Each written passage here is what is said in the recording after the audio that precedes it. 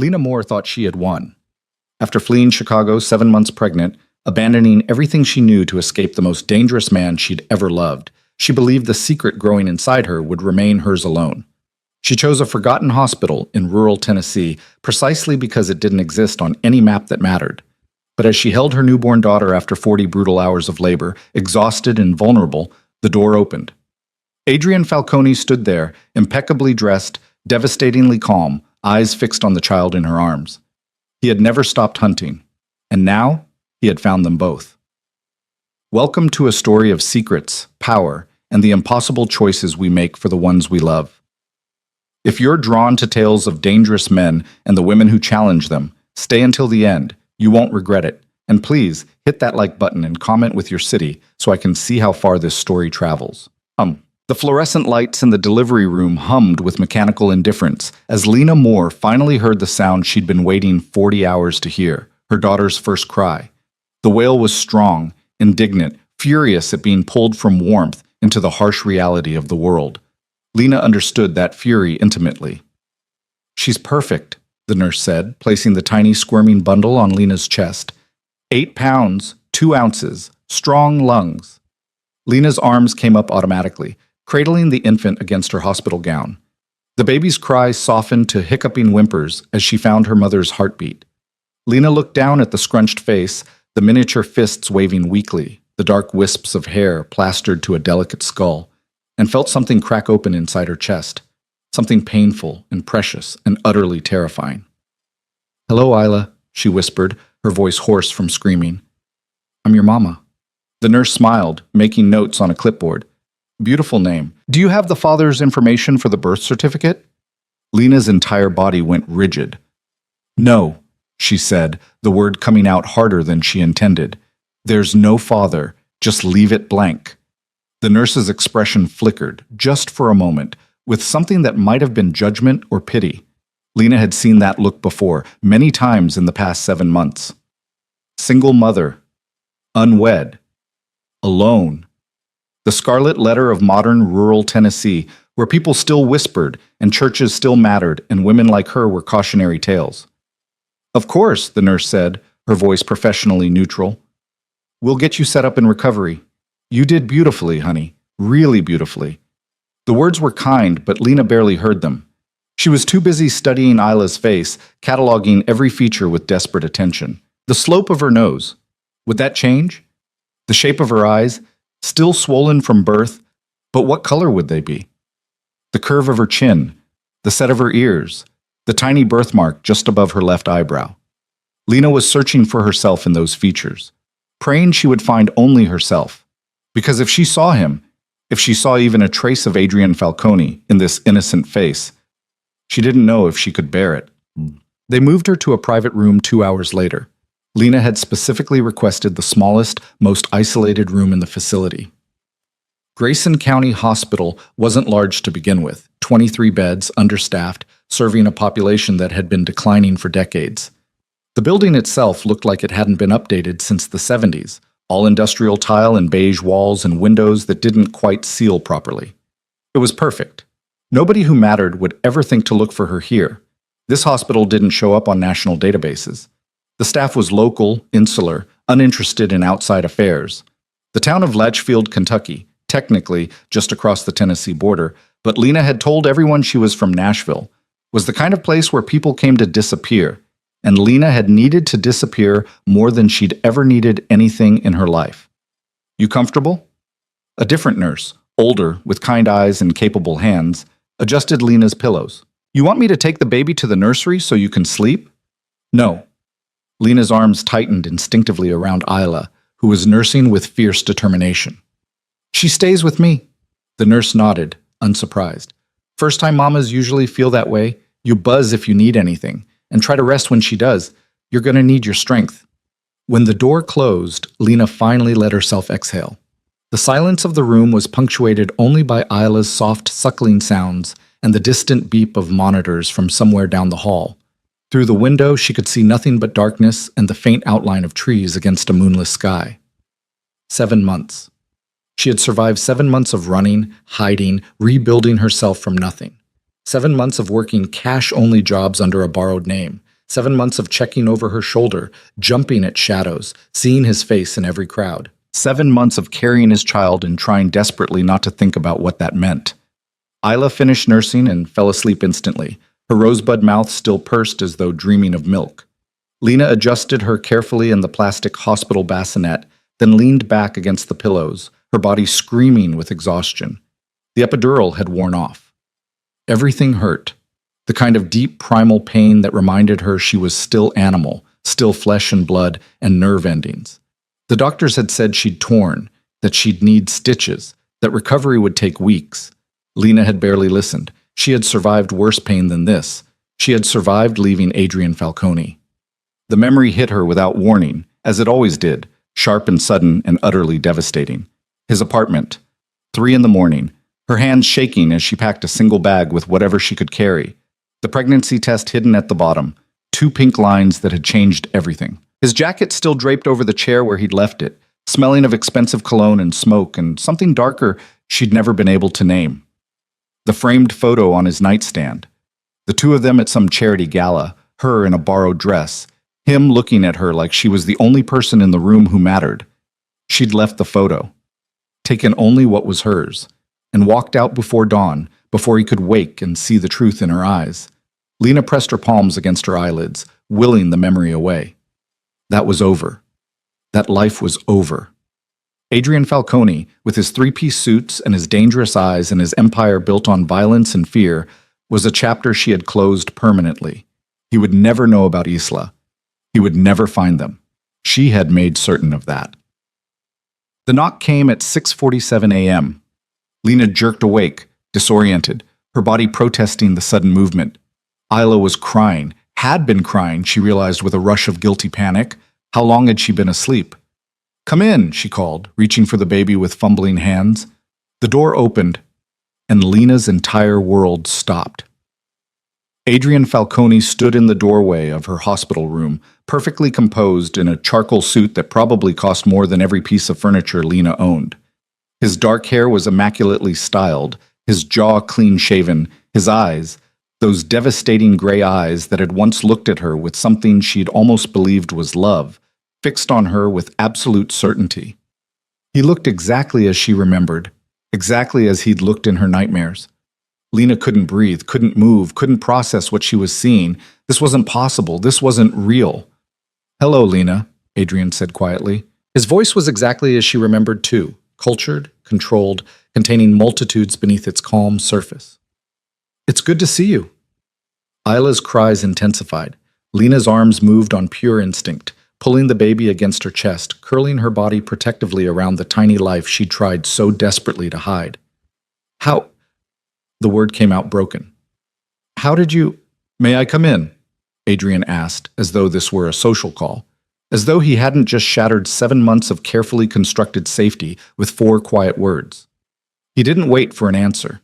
He stepped inside and closed the door behind him with a soft click that sounded, to Lena's ringing ears, like a prison cell locking. "You can't be here." Lena's voice was gaining strength, even as her hands shook. "You need to leave, right now." Adrian didn't move toward her. He simply stood there, 5 feet from her bed, his hands relaxed at his sides. Unthreatening, unhurried, utterly certain. "I'm not here to upset you," he said. "I'm here because you've just given birth to my daughter, and I wanted to make sure you were both safe."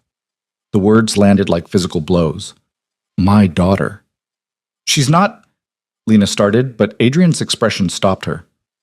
"Please don't insult my intelligence," he said softly. "I've known since the night you left. I've known every day of the past 7 months. I've known through every move you made, every name you used, every job you took. Did you really think I wouldn't notice when you disappeared? Did you honestly believe I would just let you go?" Lena felt the blood drain from her face. "You've been watching me." "Protecting you," Adrian corrected. "There's a difference." "That's not protection," Lena spat. "That's stalking. That's why you're still alive," Adrian interrupted, and for the first time something cold entered his voice. "That's why you didn't die in that car accident in Memphis. Why your landlord in Knoxville mysteriously decided not to pursue eviction when you couldn't make rent. Why the man who followed you home from the diner in Bowling Green was found 3 states away and told very explicitly never to return." Lena stared at him, her mind reeling. The near miss on the highway, She'd thought it was just bad luck, a drunk driver who'd swerved at the last second. The eviction notice that never came, she'd assumed the landlord had simply forgotten. The man from the diner. She'd told herself she was being paranoid, that he probably wasn't following her at all. "You had no right," she whispered. "I had every right." Adrian's voice was absolute. "You were carrying my child. You think I would let you navigate this world alone? You think I would trust anyone else to keep you safe?" Isla had stopped crying, lulled by Lena's heartbeat. The silence between them stretched, taut and dangerous. "Why now?" Lena finally asked. "If you've known all along, why show up now?" Adrian's expression shifted, just fractionally, but Lena had once been fluent in his micro-expressions. She saw something that looked almost like pain. "Because I've given you every choice up until this moment," he said quietly. "I let you run. I let you hide. I let you have your space, your distance, your illusion of freedom. But now she's here." His eyes moved to Isla for the first time, and Lena saw something unguarded flash across his face. "And everything changes. You must have known that, Lena. You must have known I would come." "I knew you'd try," Lena said, her voice steadier now. "I knew you'd look. I didn't think you'd find us. I will always find you." Adrian said it like a promise and a threat wrapped in silk. "Every time. No matter where you run or how carefully you hide, I will always find you." Lena looked down at Isla, at the perfect innocent face that had no idea her existence had just triggered a war. "What do you want, Adrian?" "I want to meet my daughter," he said simply. "I want to make sure you're both healthy and safe. And then—" He paused, choosing his words carefully. "Then we're going to talk about what happens next." "There's nothing to talk about," Lena said, but even she could hear the weakness in her protest. Adrian smiled, not cruelly, but with the sad knowledge of someone who understood exactly how little power she actually had. "There's everything to talk about," he said. "But first, may I hold her?" The request was so unexpected, so ordinary, that Lena almost laughed. This man, this dangerous, ruthless, terrifying man who controlled half of Chicago's underground economy, was asking permission to hold a newborn baby. "No," Lena said. Adrian nodded as though he'd expected that answer. "All right, then I'll wait." He moved to the chair in the corner of the room, the uncomfortable vinyl thing that was supposed to be for visitors, and sat down with the same elegant economy of movement he brought to everything. He crossed one leg over the other, adjusted his cufflinks, and settled in as though he had all the time in the world. "What are you doing?" Lena demanded. "Waiting," Adrian said calmly. "You said I couldn't hold her. You didn't say I had to leave, so I'll wait until you're ready." "I'm never going to be ready." "Then I suppose I'll be here a very long time." Lena wanted to scream. She wanted to call for security, call the police, call anyone who might help, but she knew, with the cold certainty of someone who'd once been intimately familiar with Adrian's world, that it wouldn't matter. Security guards could be paid, police could be influenced, and even if they physically removed him from this building, he would simply wait outside. He had waited 7 months. He would wait as long as it took. "How did you even find this place?" she asked, exhausted. "I was so careful. I didn't use credit cards. I didn't use my real name. I didn't—" "The doctor you saw in Chicago," Adrian said. "Dr. Reeves. You thought you'd been so clever, using a women's clinic that promised confidentiality. But when a woman who's been seeing one of my physicians suddenly disappears, and another physician suddenly receives a very large anonymous donation the next month, it's not difficult to connect the dots." Lena's stomach turned. "You bribed my doctor?" "I bribed everyone who might have information," Adrian said simply. "And I had very good people watching very carefully for any signs of a woman matching your description seeking prenatal care. When you showed up at a county health clinic in Memphis using the name Sarah Williams, it took my people approximately 18 hours to confirm it was you."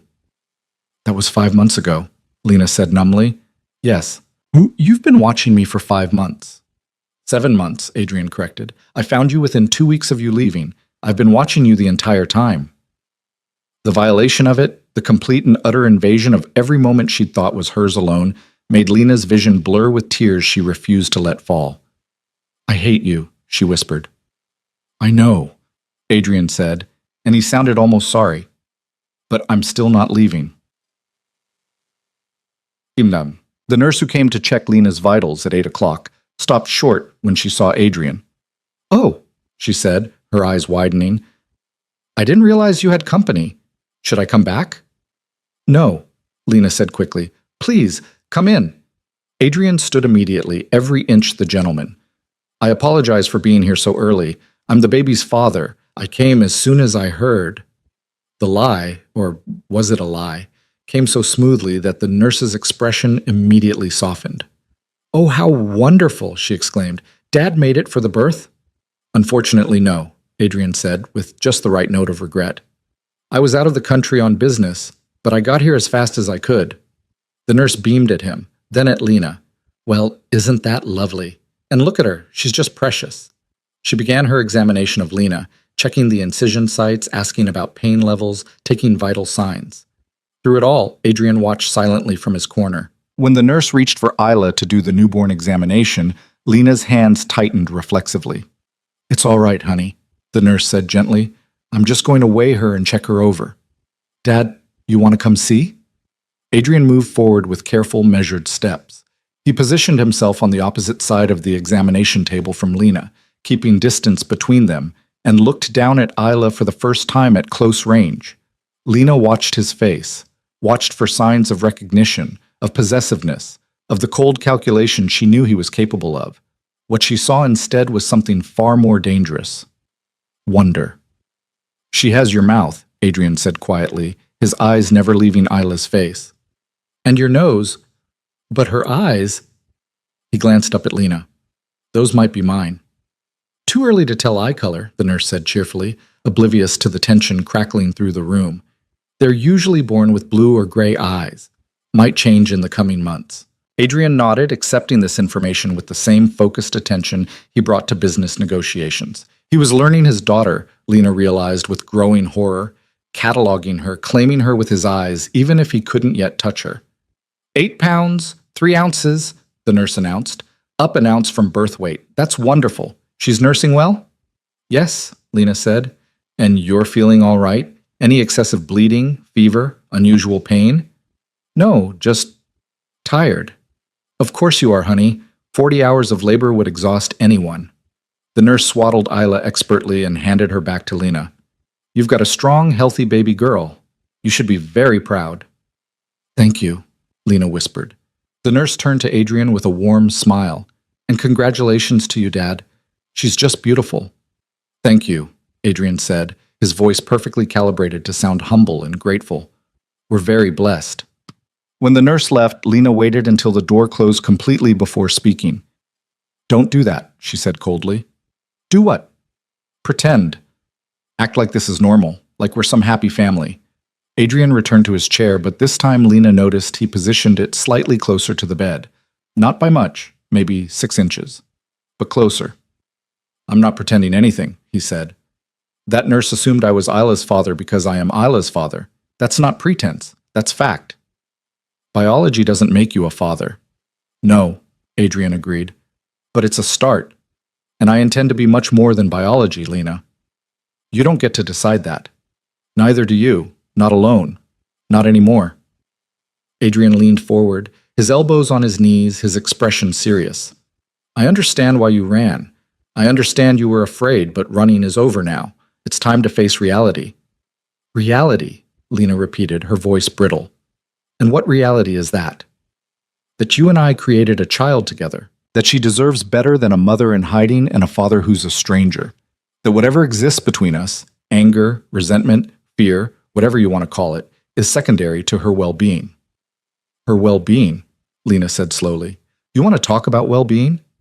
You're a criminal, Adrian. You run an organization that profits from violence and extortion, and I'm a businessman, Adrian interrupted calmly. I manage legitimate enterprises and some less legitimate ones. I make difficult decisions to protect people I care about, and I'm very, very good at keeping the people under my protection safe. Is that what you think this is? Protection? What do you think it is? Lena looked down at Isla, sleeping peacefully against her chest, utterly unaware of the battle being waged over her future. I think it's control, Lena said quietly. I think you can't stand that I left, that I took something from you, that for 7 months I made decisions without your permission, and now you're here to take that power back. Adrian was silent for a long moment. When he spoke, his voice was different, rougher, more honest than anything he'd said so far. You want to know the truth, Lena? You're right. I can't stand that you left. When I woke up and found you gone, He stopped, his jaw tightening. I've been in this world long enough to know that nothing good comes from caring about people. Caring makes you vulnerable. Caring gives your enemies leverage. I swore I would never care about anyone enough to be weak. He looked at her directly, and Lena saw something raw in his eyes. And then you happened, he said. You, with your stubborn pride and your sharp tongue and your complete refusal to be impressed by anything I'd built. You made me weak, Lena. You made me want things I knew better than to want. And when you left, his voice dropped. When you left, I realized just how catastrophically weak I'd become. Then you should have let me go, Lena whispered. I can't. The words were simple, absolute. I tried. For 2 weeks I tried. I told myself you'd made your choice, that I should respect it, that the smart thing, the strategic thing, was to cut my losses and move on. He shook his head slowly. But then I found out about the baby, and everything changed. Why? Because she's mine, Adrian said. Because half of her DNA comes from me, which means half of my enemies would view her as a target. Because the Falcone name, whether you want to acknowledge it or not, comes with both power and danger. Because every person who wants to hurt me would see her as the perfect leverage. His eyes bored into hers. Do you understand what I'm saying, Lena? The moment she was conceived, she became part of my world, whether you wanted that or not. Lena felt ice spreading through her veins. Nobody knows about her. Nobody in your world has any idea she exists. Not yet, Adrian agreed. Adrian saw it. Because I've been very, very careful about keeping your location a secret. Because every person I've used to track you has been loyal to me for years and knows what happens if they talk. Because I've made sure that as far as anyone in Chicago knows, you simply vanished. He paused. But I can't keep that secret forever. Eventually, someone will find out. And when they do, Isla becomes a target. Then we'll run again, Lena said desperately. Somewhere farther, somewhere you can't follow. There is nowhere I can't follow. Adrian's voice was flat, matter of fact. And there is nowhere that my enemies won't eventually look if they learn she exists. The only way to keep her safe is to claim her publicly, to make it clear that she's under my protection, to ensure that anyone who touches her signs their own death warrant. Lena shook her head violently. No, I won't let you drag her into that world. She's already in that world, Adrian said quietly. The only question is whether she's in it with my protection or without it. That's not a choice. That's an ultimatum. Yes, Adrian said. It is. The honesty of it, the blunt acknowledgement that he was giving her no real choice at all, was somehow worse than any lie would have been. I won't go back to Chicago, Lena said, her voice shaking. I won't live in your apartment and play pretend for your business associates. And I'm not asking you to go back to Chicago, Adrian interrupted. Lena blinked. What? Chicago is complicated right now. There are transitions happening, power structures shifting. It's not the right environment for a newborn. Adrian leaned back in his chair, his expression thoughtful. I have a property in upstate New York, private estate. Very secure. I was thinking we could start there. We, Lena repeated numbly. Yes. You think I'm going to just leave with you? Take Isla and go live in some compound while you, what, play house when you're not running your criminal empire? I think, Adrian said carefully, that you're an intelligent woman who understands the reality of her situation. I think you know that fighting me is futile. I think you know that I will get what I want eventually. The only variable is how difficult you make the process. He paused. And I think you love your daughter enough to choose the path that keeps her safest, even if it means swallowing your pride. Lena wanted to throw something at him, wanted to scream that he was wrong, that she would never surrender, that she would find a way to escape him no matter what it took. But when she looked down at Isla's sleeping face, she knew he was right. She would do anything to keep this child safe, even make a deal with the devil who'd fathered her. I need time, she whispered. You have until you're medically cleared to leave this hospital, Adrian said. The doctors say that will be approximately 48 hours. After that, we leave together. And if I refuse? Adrian stood, smoothing his jacket with practiced ease. Then I'll leave you here. I'll walk out of this hospital and go back to New York alone. He moved toward the door, then paused with his hand on the handle. But I'll also make a phone call. One call, Lena. To the people who handle social services in this county. I'll express concern about a single mother with no visible means of support, no permanent address, and no family. I'll suggest they might want to check in, make sure the baby is in a safe, stable environment. Lena's blood turned to ice. You wouldn't. I would do anything necessary to protect my daughter, Adrian said quietly, even from her own mother's stubbornness. He opened the door, then looked back at her one last time. I'll give you space today, he said. Time to think. Time to accept what needs to happen. I'll be back tomorrow morning. His expression softened, just fractionally. I'm not your enemy, Lena.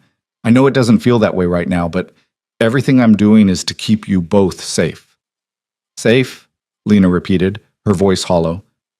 Is that what you call this? Yes, Adrian said simply.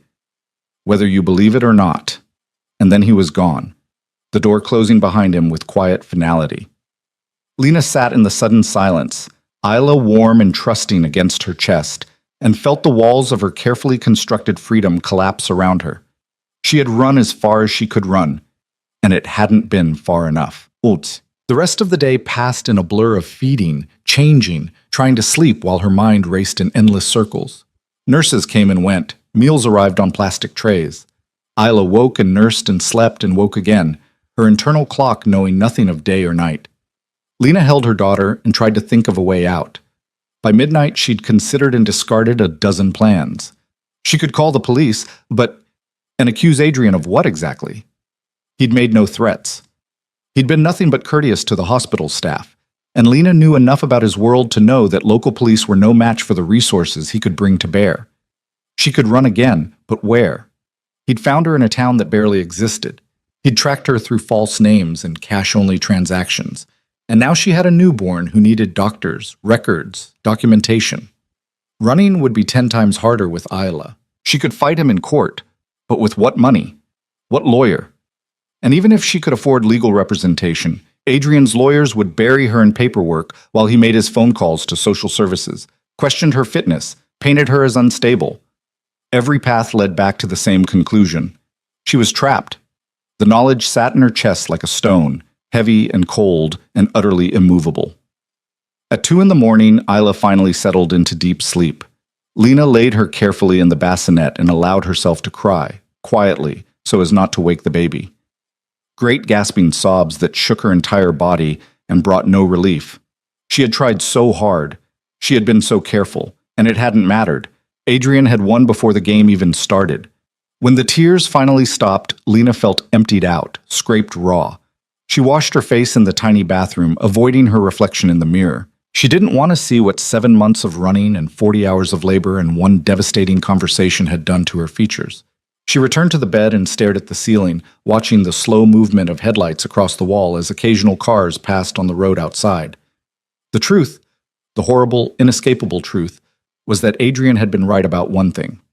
Isla was his daughter, and in his world, that made her a target. If Lena had been alone, she would have kept running. She would have changed names every month, moved every 6 weeks, worked under the table, and lived in the shadows for the rest of her life. She would have fought him with everything she had and accepted whatever consequences came. But she wasn't alone anymore. She had Isla to think about, and Isla deserved better than a life spent hiding in cheap motels and small-town diners, always looking over her shoulder, always afraid of the next knock on the door. Maybe, Adrian's protection was real. Maybe his estate was safe. Maybe his resources could give Isla something Lena never could have provided alone. Security, stability, education, opportunity. Maybe loving her daughter meant accepting the devil's bargain. The thought made Lena sick with self-loathing. But when she looked at Isla's perfect sleeping face, she couldn't deny the logic. One chance at a normal childhood, even in an abnormal world, or a lifetime of running that would end the same way regardless. At dawn, Lena made her decision. When Adrian returned, as she knew he would agree to his terms. Not because she forgave him, not because she trusted him, but because she loved her daughter more than she hated him. And sometimes, love meant surrender. Adrian arrived at exactly 8 o'clock the next morning, carrying a leather overnight bag and 2 cups of coffee from somewhere that definitely wasn't the hospital cafeteria. The rich aroma filled the small room instantly, cutting through the antiseptic smell that had become Lena's entire world. I wasn't sure how you took it anymore, he said, setting both cups on the rolling table. So I brought cream and sugar on the side. Lena stared at the cups, then at him. She'd spent the entire night preparing herself for this conversation, rehearsing what she would say, how she would frame her surrender as something other than complete defeat. But now, faced with his composed presence and his thoughtful gesture, all her careful words dissolved. Black, she heard herself say. I drink it black now. Something flickered in Adrian's expression, recognition, maybe, that she'd changed in the months away from him, that she wasn't quite the same woman who'd fled his apartment in the dark. A lot of things have changed, she continued, her voice steady despite the hammering of her heart. I'm not the person I was in Chicago. I know. Adrian remained standing, giving her space, his hands loose at his sides. Neither am I. Lena reached for the black coffee, more to have something to do with her hands than because she wanted it. The first sip was perfect, strong, hot, expensive. Of course it was. Adrian never did anything halfway. Isla stirred in her bassinet, making the small snuffling sounds that meant she'd be awake and hungry soon. Lena watched Adrian's eyes track to the baby automatically, saw the way his entire posture shifted subtly toward her. Even his body language was claiming her. I'll go with you, Lena said abruptly, before she could lose her nerve. To New York. To your estate. I'll go. Adrian went very still. What changed your mind? Nothing changed my mind. I still think this is wrong. I still think you're manipulating me. I still think... She stopped, drew a breath. But you were right about one thing. She deserves better than running, better than hiding, and I can't give her that alone. No, Adrian agreed quietly. You can't. The blunt acknowledgement should have stung. Instead, Lena found it almost refreshing. No false comfort, no platitudes, just the truth, hard and clean. But I have conditions, Lena continued, setting down the coffee cup with deliberate care. If we're doing this, we're doing it on my terms, too, not just yours. Adrian's eyebrows rose fractionally. I'm listening. First, I want my own space, my own room. I'm not sharing your bed just because we're under the same roof. Agreed. The estate has 12 bedrooms. You can have your choice of any of them. Second, I want control over Isla's care. Feeding, sleeping, doctor's appointments, everything. You don't override my decisions about her health or well-being. Agreed. With one caveat. Adrian's voice was measured. If I believe a decision you're making puts her at risk, I reserve the right to intervene, but I'll discuss it with you first. Lena wanted to argue, but the compromise was more reasonable than she'd expected. She nodded curtly. Third, I want to be able to leave, not permanently, not to run away again, but I want to be able to go into town, go for walks, have some kind of freedom.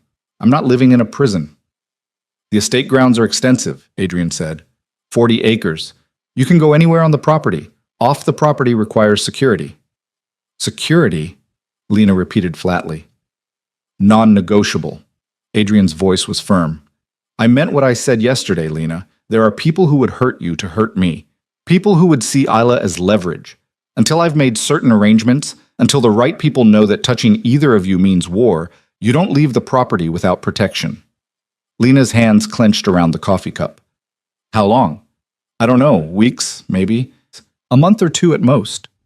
So I trade one cage for another. You trade uncertainty for safety, Adrian corrected. There's a difference. Isla's snuffling turned to crying. Lena set down the coffee and lifted the baby from the bassinet, cradling her automatically as she began to nurse. Adrian watched but didn't move closer, maintaining the careful distance he'd established. What happens after? Lena asked, adjusting Isla's position. After your arrangements are made? That depends on you. Meaning? Adrian finally moved, pulling the chair closer to the bed. Not invasively close, but close enough that they could speak without raising their voices over Isla's soft nursing sounds. Meaning, there are several paths forward, he said. The simplest would be for you to become my wife, publicly, officially. It would legitimize Isla immediately, cement her place in the family, and send a very clear message about what happens to anyone who threatens either of you. Lena's laugh was sharp and bitter. You want me to marry you, after everything. I'm not asking what I want. I'm telling you what would be strategically optimal. Adrian's expression was unreadable. But I'm not going to force you into it. Marriage is an option, not a requirement. What are the other options? You could remain at the estate as Isla's mother. Separate household, separate life. I would provide for you both, ensure your safety, be involved in her upbringing. We would be civil co-parents, nothing more. And you'd be fine with that? Just civil co-parents? Adrian's jaw tightened almost imperceptibly. What I'm fine with is irrelevant. What matters is what works best for Isla and what you can tolerate long term. Lena studied his face, looking for the lie, the manipulation, the hidden angle, but his expression remained neutral, almost carefully blank. You're actually giving me a choice, she said slowly. I'm giving you the choices available within reality, Adrian corrected.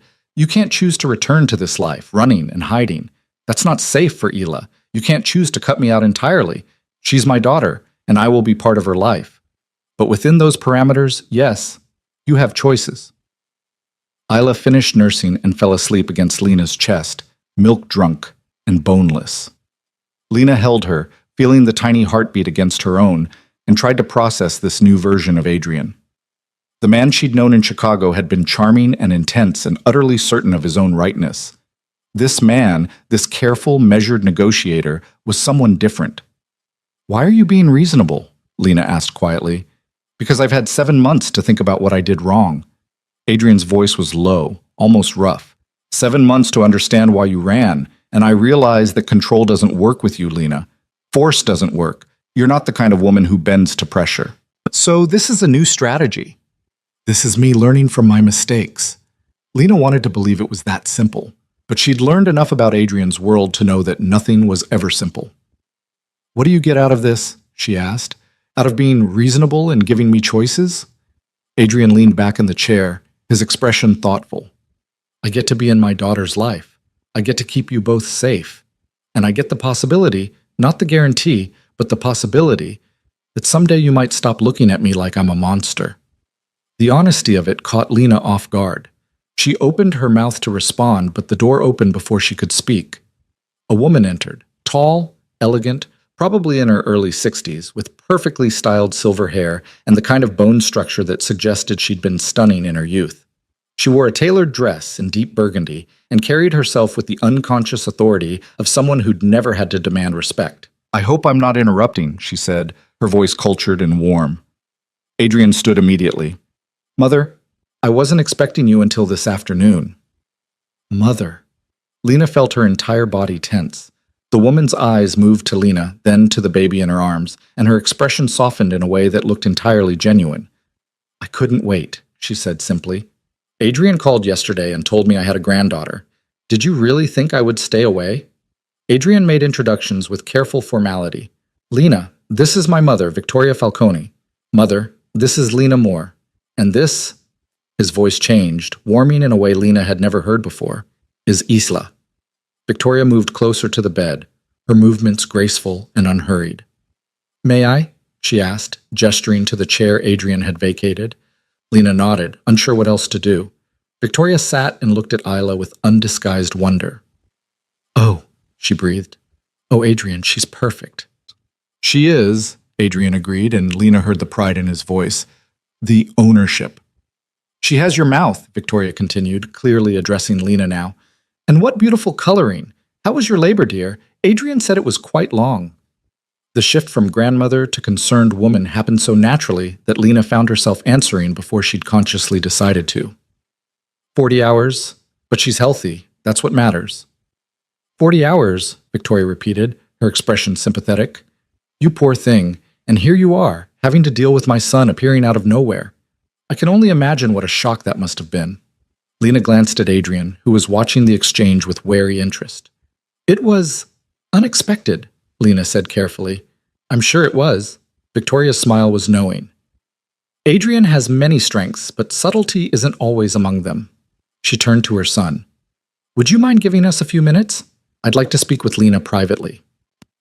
Adrian's expression tightened. Mother, Adrian. Victoria's voice was gentle but firm. A few minutes, please. For a moment, Lena thought he would refuse, but then he nodded curtly and left the room, closing the door with exaggerated care.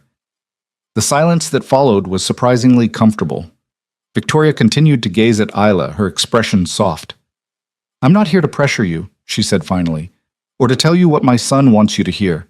I'm here because that baby is my granddaughter, and I wanted to meet her. And you." "Adrian told you I ran away," Lena said. It wasn't a question. "He did. He also told me why." Victoria's eyes met hers. "My son is brilliant in many ways, Lena, but he was raised in a world where control equals safety, where trust is a liability, where the only way to protect what you love is to own it completely." She paused. "He learned those lessons from his father, and it's taken him a long time to understand that not all of them are true." "Is that supposed to make me feel better about him stalking me for 7 months?"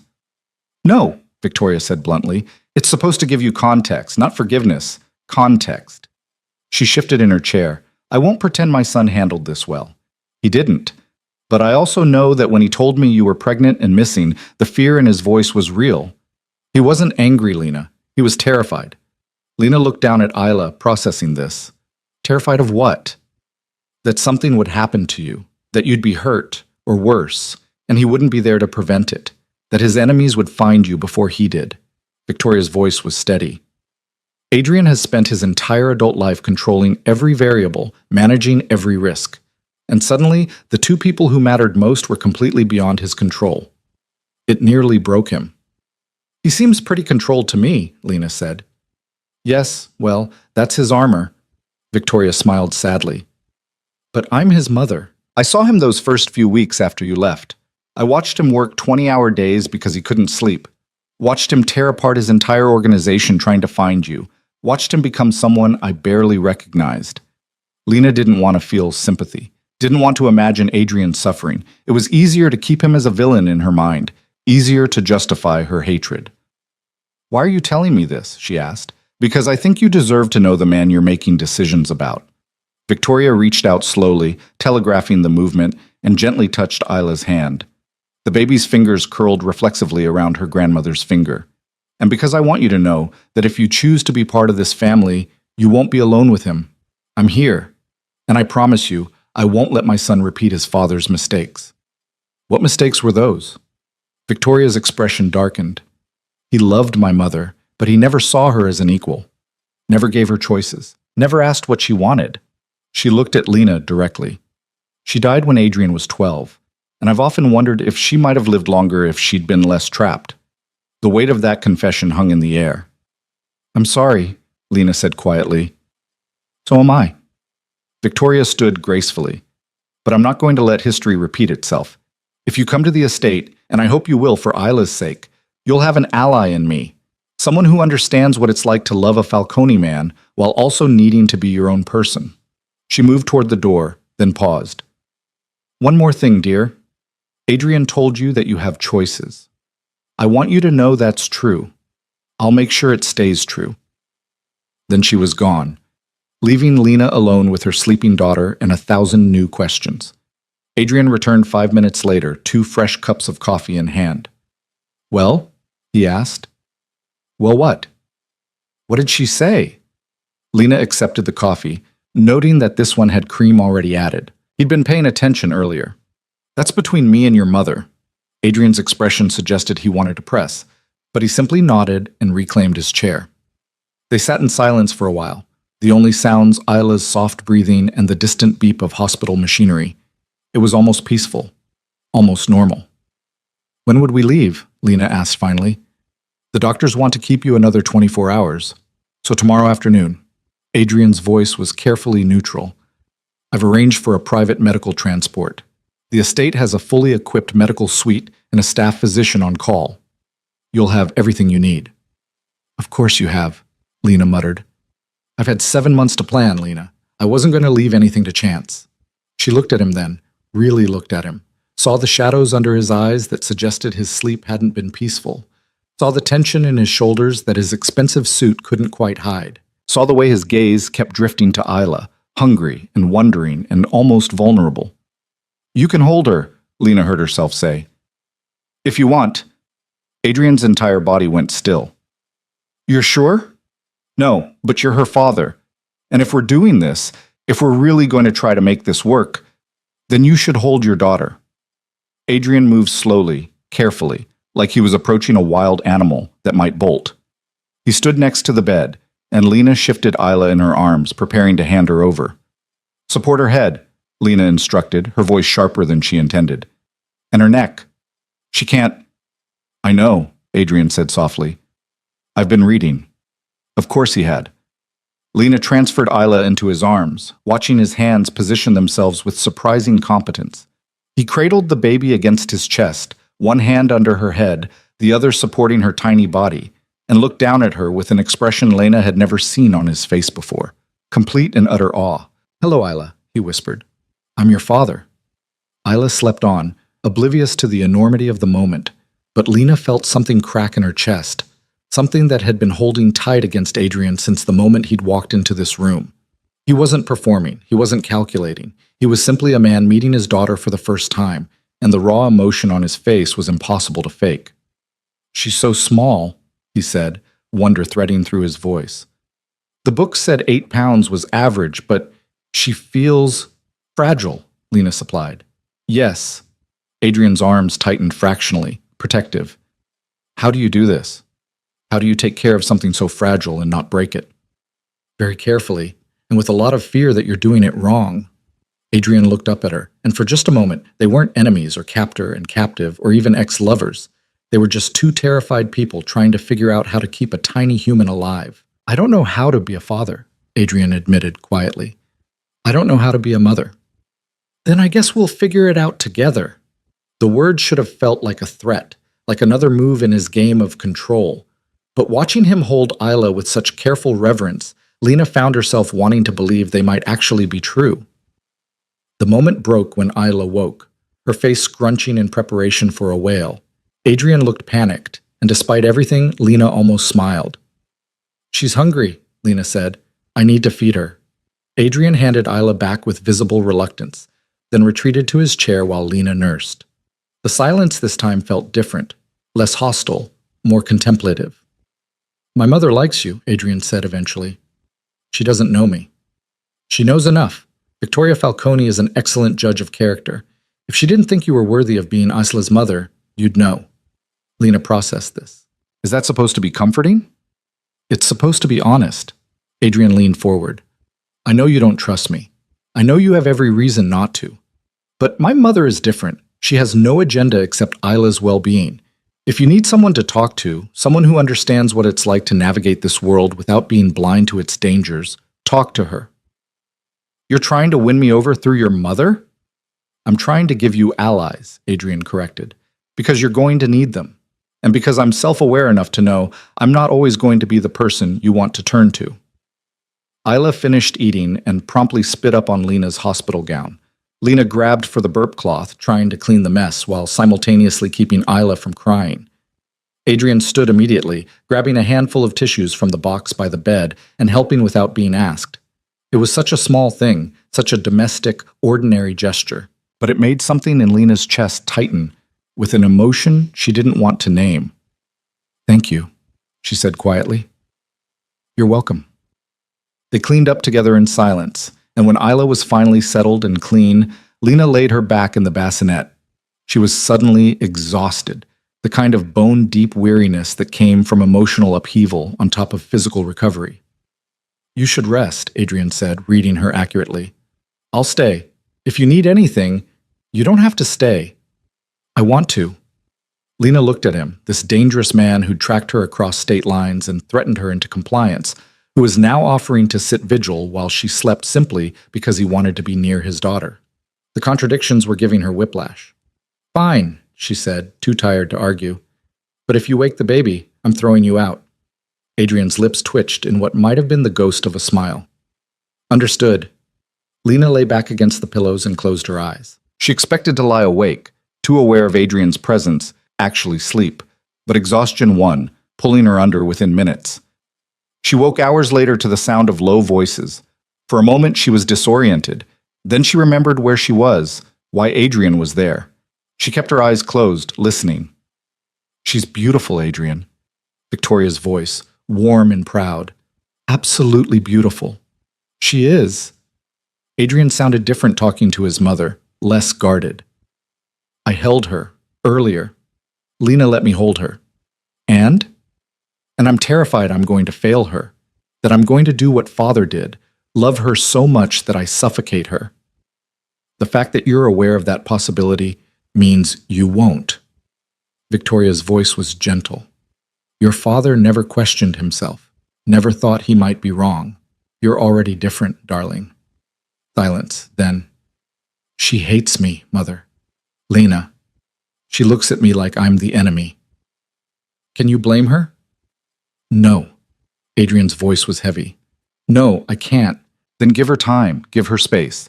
Show her through actions, not words, that you've changed, that you can be the partner she needs, not just the protector you think she requires. What if time isn't enough? What if she never forgives me? Then you love your daughter and respect Lena's boundaries and accept that you can't control everything. Victoria paused. Love isn't about ownership, Adrian. It's about trust, and trust has to be earned. Lena kept her breathing steady, feigning sleep, storing every word away to examine later. When she finally opened her eyes, Adrian was alone again, sitting in his chair, watching Isla sleep with an expression of fierce protectiveness. He noticed immediately when Lena stirred. How are you feeling? He asked. Sore, tired, overwhelmed. Understandable. He stood, stretching slightly. I should go. Let you rest properly. I'll be back in the morning. Adrian. Lena's voice stopped him at the door. Your mother said something about your father, about not repeating his mistakes. Adrian's expression shuddered. My mother has strong opinions about my father. Were they true? The things she said? Probably. Adrian's jaw was tight. My father loved my mother completely, and it destroyed her because he never saw her as anything except something to possess, something to protect, something to control. He met Lena's eyes. I swore I would never be like him. And then I met you, and I became exactly what I feared most. The honesty of it stole Lena's breath. I'm trying to be different, Adrian continued quietly. I don't know if I'll succeed, but I'm trying. For Isla. And he stopped, seemed to wrestle with something, then continued. And for you, because you deserve better than what I gave you before. He left before Lena could respond, the door clicking shut behind him. Lena lay in the darkness, listening to Isla's soft breathing, and tried to reconcile all the different versions of Adrian she'd encountered in the past 2 days. The stalker, the protector, the father, the son, the man trying desperately not to repeat his father's sins. She didn't know which version was real. Maybe they all were. The thought terrified her almost as much as the realization that she was starting to see him as human again, flawed and complicated, and capable of change. Because hating him had been simple, understanding him was going to be infinitely more dangerous. The medical transport turned out to be a private ambulance equipped with technology that probably cost more than most people's houses. Lena sat in the back with Isla secured in a car seat that Adrian had somehow procured overnight, complete with all the safety certifications and a base that locked into place with military precision. A nurse Adrian had hired sat nearby, monitoring both Lena and the baby with professional efficiency. Lena watched the Kentucky landscape give way to Tennessee, then gradually to Virginia as they headed north. She'd been discharged that morning with strict instructions about rest and recovery, and a follow-up appointment scheduled with a physician Adrian assured her was the best in New York. Everything had been arranged, everything had been controlled. She should have felt trapped. Instead, she mostly felt numb. Victoria had come by early that morning with coffee and pastries from somewhere that definitely wasn't local, sitting with Lena while Adrian handled the discharge paperwork. They talked about nothing important, the weather, Isla's sleeping patterns, the challenges of breastfeeding, normal things, safe things. But beneath the pleasant conversation, Lena had sensed Victoria watching her, assessing, making judgments that would shape how the older woman chose to proceed. You're stronger than you think, Victoria had said as she was leaving, her hand briefly touching Lena's shoulder. Don't let anyone, including my son, convince you otherwise. Now watching the miles disappear beneath expensive wheels, Lena wondered if strength would be enough. Isla slept through most of the journey, waking only to eat. The nurse had offered to help, but Lena refused every time, needing the concrete task of caring for her daughter to anchor her. Without Isla to focus on, Her mind spun in endless circles. What she was doing, where she was going, what kind of life she was building for her child in the arms of a man she'd once run from in terror. Adrian rode in a separate vehicle. Lena had seen him briefly before they'd left, dressed in another immaculate suit, his expression carefully neutral as he'd checked that she had everything she needed. He hadn't tried to ride with her, hadn't insisted on proximity, just ensured she was comfortable and then given her space. She didn't know if that made things better or worse. They stopped once at a rest area somewhere in Pennsylvania. Adrian appeared immediately when the ambulance pulled over, opening the door himself rather than waiting for the driver. "How are you feeling?" he asked. "Fine," Lena said automatically. "How much longer?" 3 hours, maybe less. He glanced at Isla, something softening in his expression. "Is she doing all right?" "She's perfect." The nurse excused herself to use the facilities, leaving them alone in the back of the ambulance. The silence stretched, awkward, and waited. "The estate has been prepared for you," Adrian said finally. "I've had the entire east wing converted into a private suite, nursery adjacent to the master bedroom, full bathroom, sitting room, everything you should need." "East wing," Lena repeated. "How big is this place?" "Big enough for privacy." Adrian's hands were in his pockets, his posture deceptively casual. "You won't feel crowded, I promise." "And where will you be?" "West wing, unless you need me closer." Lena processed this. Separate wings, separate lives under the same roof. It was more than she'd expected, which somehow made her more suspicious. "What's the catch?" she asked. Adrian's expression flickered. "There's no catch, Lena. I told you, you have choices. This is me respecting the one you made. The choice you forced me into."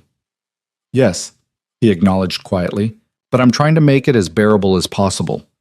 A family walked past the ambulance. Mother, father, 2 kids arguing about something inconsequential. Normal people living normal lives. Lena watched them with something that felt dangerously close to envy. "I had a life planned," she said, not looking at Adrian, "before all this. I was going to stay in Kentucky, find a small apartment, get a job at the county library.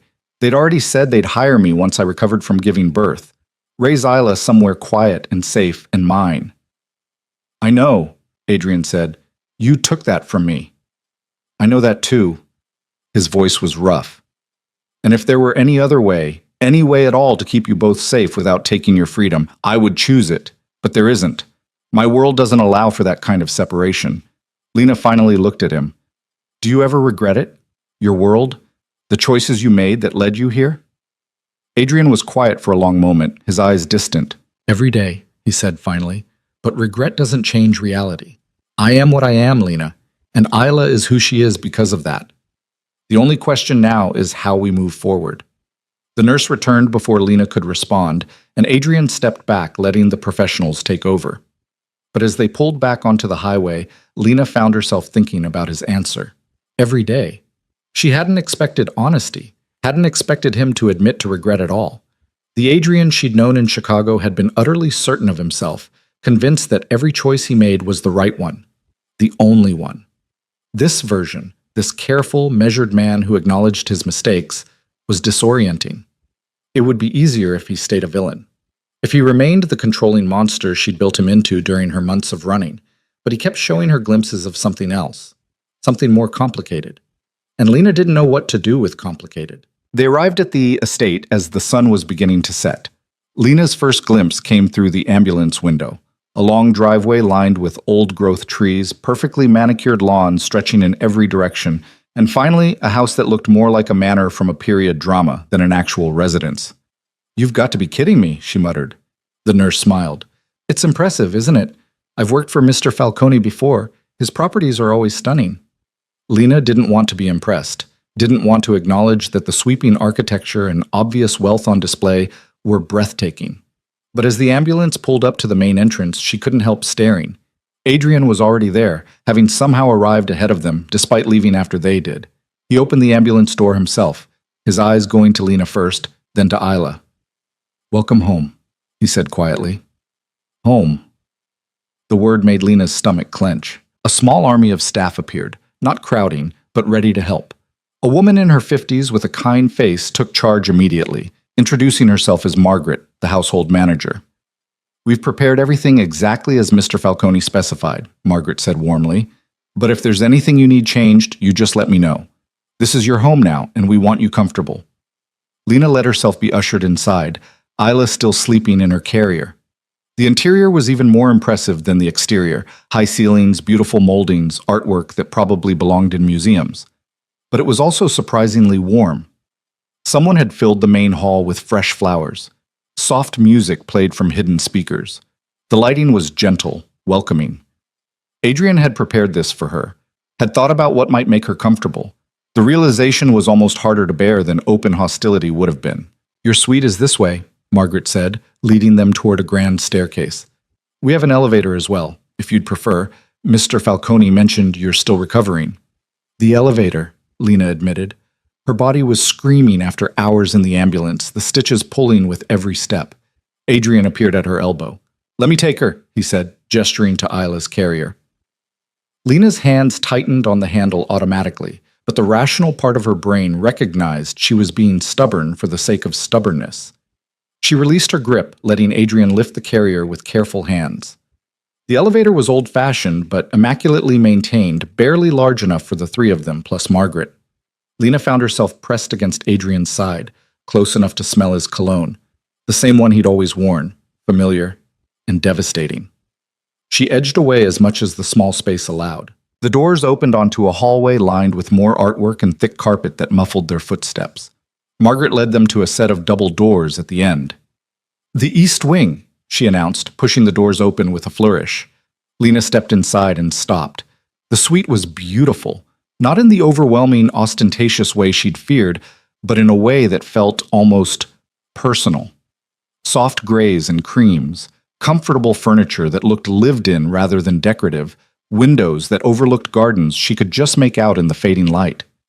There were books on the shelves, not leather-bound collections for show, but actual books with creased spines and dog-eared pages.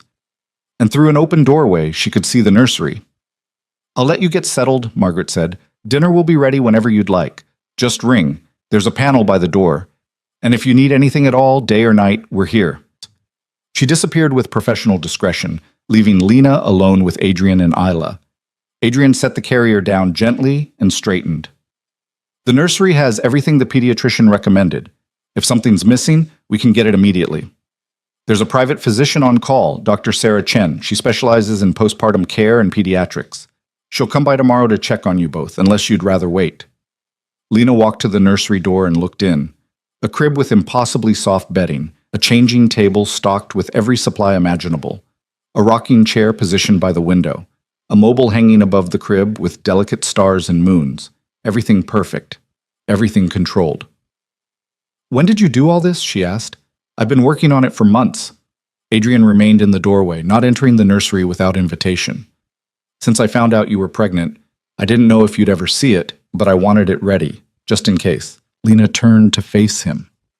You prepared a nursery for a baby you'd never met in a house I'd never agreed to live in. Yes. That's insane. Probably. Adrian's expression was unreadable. But hope makes people do insane things.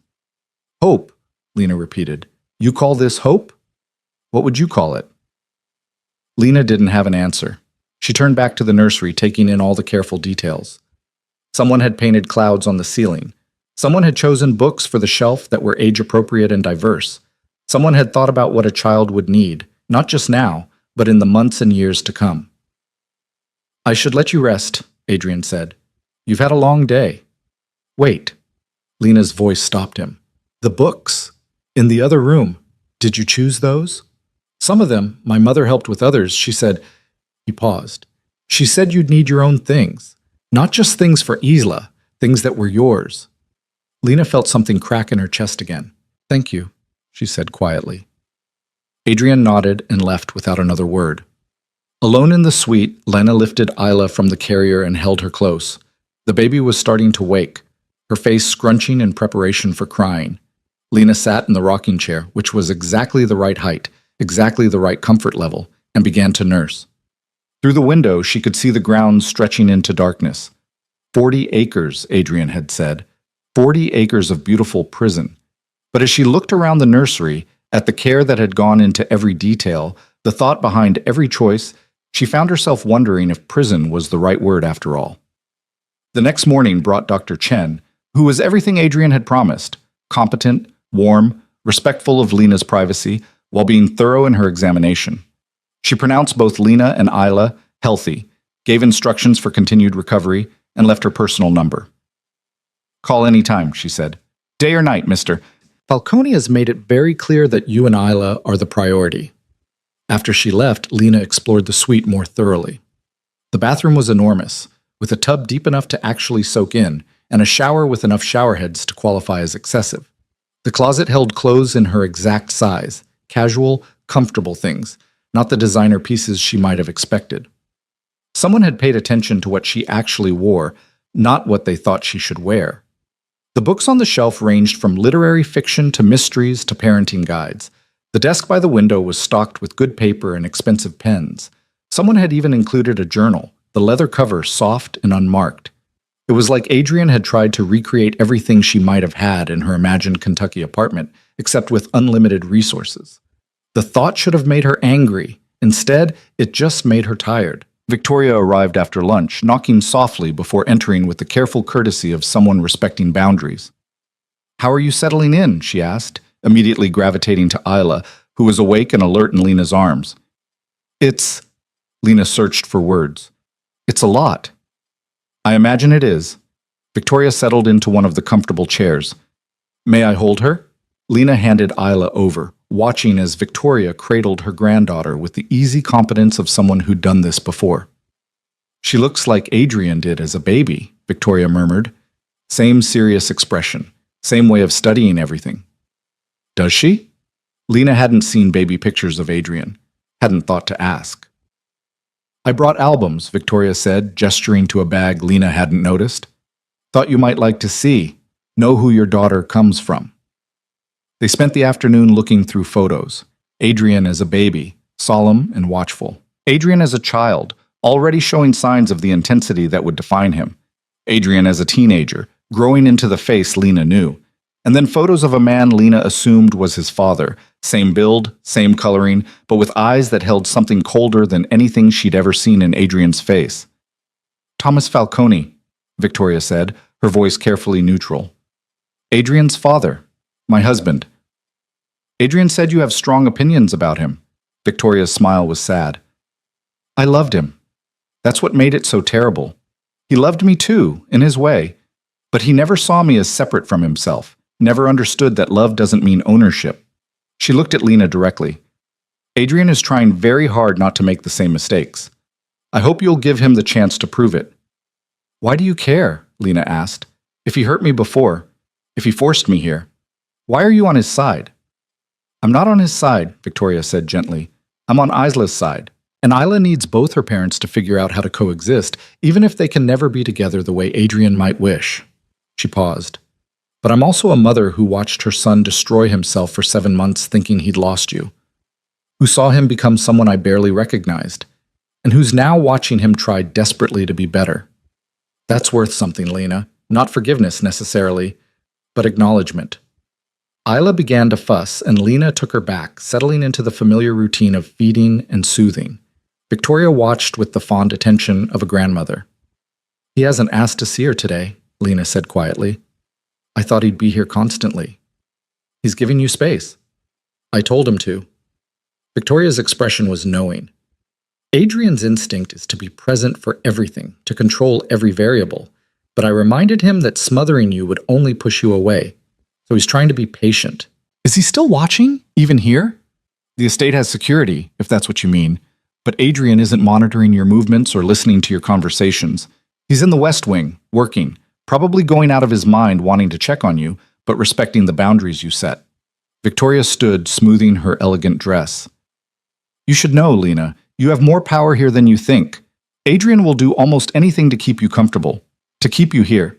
Use that leverage, test those boundaries, see what happens when you push." After Victoria left, Lena thought about those words, test the boundaries, see what happens when you push. That evening, after Isla was asleep in the beautiful nursery, Lena made a decision. She rang for Margaret. "I'd like to have dinner in the main dining room," she said, "and I'd like Mr. Falcone to join me. Margaret's expression didn't change, but Lena thought she saw approval in the older woman's eyes. Of course. I'll let him know. 7 o'clock? 7 o'clock. At 6:45, Lena stood in her closet trying to decide what to wear. Everything fit perfectly, which was somehow worse than if things had been wrong. She chose simple black pants and a soft sweater, comfortable but put together. Not trying too hard. Not giving him anything. She brought the baby monitor with her, unwilling to be separated from Isla even by the distance of a few rooms. The main dining room turned out to be exactly as overwhelming as she'd feared. Long table, chandelier, more silverware than any human could possibly need. Adrian was already there, standing by the window in dark slacks and a white shirt, no tie. He looked up when she entered, and something crossed his face too quickly for her to identify. "Lena," he said. "I wasn't expecting—" "Margaret said you wanted to eat together?" "I did." Lena moved to the table, noting that places had been set at one end, close, but not intimately so. "Is that all right?" "Of course." Adrian held out her chair, the gesture automatic. "I'm glad you're comfortable enough to leave your suite." "I'm not comfortable," Lena said bluntly, "but I'm not going to hide either. This is my life now, apparently. I might as well start living in it." Adrian took his own seat, and staff appeared immediately with the first course. The food was excellent, of course it was. But Lena barely tasted it. She was too busy watching Adrian, looking for cracks in his composure. "Your mother came by," she said. "She showed me pictures." "Did she?" Adrian's expression was carefully neutral. "I hope she wasn't too overwhelming." "She was kind and honest.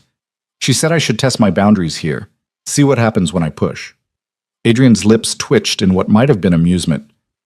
"That sounds like my mother." "So I'm testing," Lena continued. "I want to go into town, tomorrow, just to see it, to know where I am." Adrian set down his fork carefully. "With security." "With security," Lena agreed. "I'm not stupid, Adrian. I understand the reality, but I need to see something beyond these walls, even if it's just for an hour." "All right," Lena blinked. "All right? Just like that?" "You're not a prisoner, Lena. I told you that. If you want to go into town, we'll arrange it."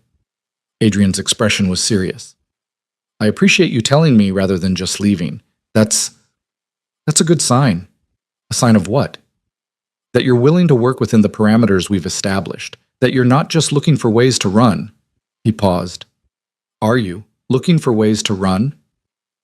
Lena considered lying, considered keeping her cards close. But Victoria's words echoed in her mind. "Test the boundaries. See what happens." "I don't know," she said honestly. "Part of me wants to take Isla and disappear the first chance I get. But part of me knows that's not realistic anymore. That you'd find us. That running would just make everything worse." She met his eyes. "So I'm trying to figure out how to live with this. With you. With all of it." Adrian nodded slowly. "That's fair. And honest. Thank you." They ate in silence for a few minutes, the clink of silverware the only sound. Then Adrian spoke again, his voice quieter. "I know you don't trust me. I know you probably never will, not completely. But I want you to know that everything I'm doing, the space, the boundaries, the choices, it's real. I'm not trying to manipulate you into caring about me. I'm trying to give you a life you can tolerate while keeping you and Isla safe." "What if I never want more than tolerance?" Lena asked. "What if I live here for years and still hate you?" "Then you live here for years and hate me," Adrian said simply, "and I accept that as the price of my mistakes." He looked at her directly. "I'd rather have you hate me under my protection than love me and be dead because I wasn't there to keep you safe." The stark honesty of it stole Lena's breath. She wanted to argue, to push back, to insist he was being dramatic. But she'd seen enough of his world to know he wasn't exaggerating. "Your enemies," she said carefully. "The ones you're so worried about. Who are they?" Adrian's expression darkened. "People I've crossed in business. Rival organizations who see me as a threat. Former allies who became enemies when I consolidated power." He paused. "My world is built on violence, Lena. I've tried to minimize it, to be strategic rather than brutal. But violence is still the foundation, and people remember. They wait for weakness. And a child," his voice roughened, "a child is the ultimate weakness." "Then maybe you should have thought about that before having one." "I didn't plan Isla," Adrian said. "Neither of us did. But she exists. and I will do whatever it takes to ensure she survives in a world that would see her as leverage against me. Lena thought about Isla, sleeping peacefully upstairs, utterly unaware of the danger her very existence represented. How long? She asked. How long before it's safe? I don't know. Months, maybe? I'm working on restructuring some things, making it clear that certain lines can't be crossed, building alliances that will protect her even if something happens to me. Adrian's hands clenched briefly, but these things take time and caution. And in the meantime, we live here, in this beautiful cage. In this beautiful cage, Adrian agreed. There was no apology in his voice, just acceptance of reality. They finished dinner with careful conversation about neutral things, Isla's feeding schedule, Dr. Chen's recommendations, the gardens that Lena might enjoy exploring. When the meal ended, Adrian walked her back to the elevator. Thank you for dinner, he said, for giving me a chance to explain. I know it doesn't change anything, but it changes some things, Lena interrupted. Not everything, not enough, but some things. She stepped into the elevator before he could respond, watching his face as the doors closed between them.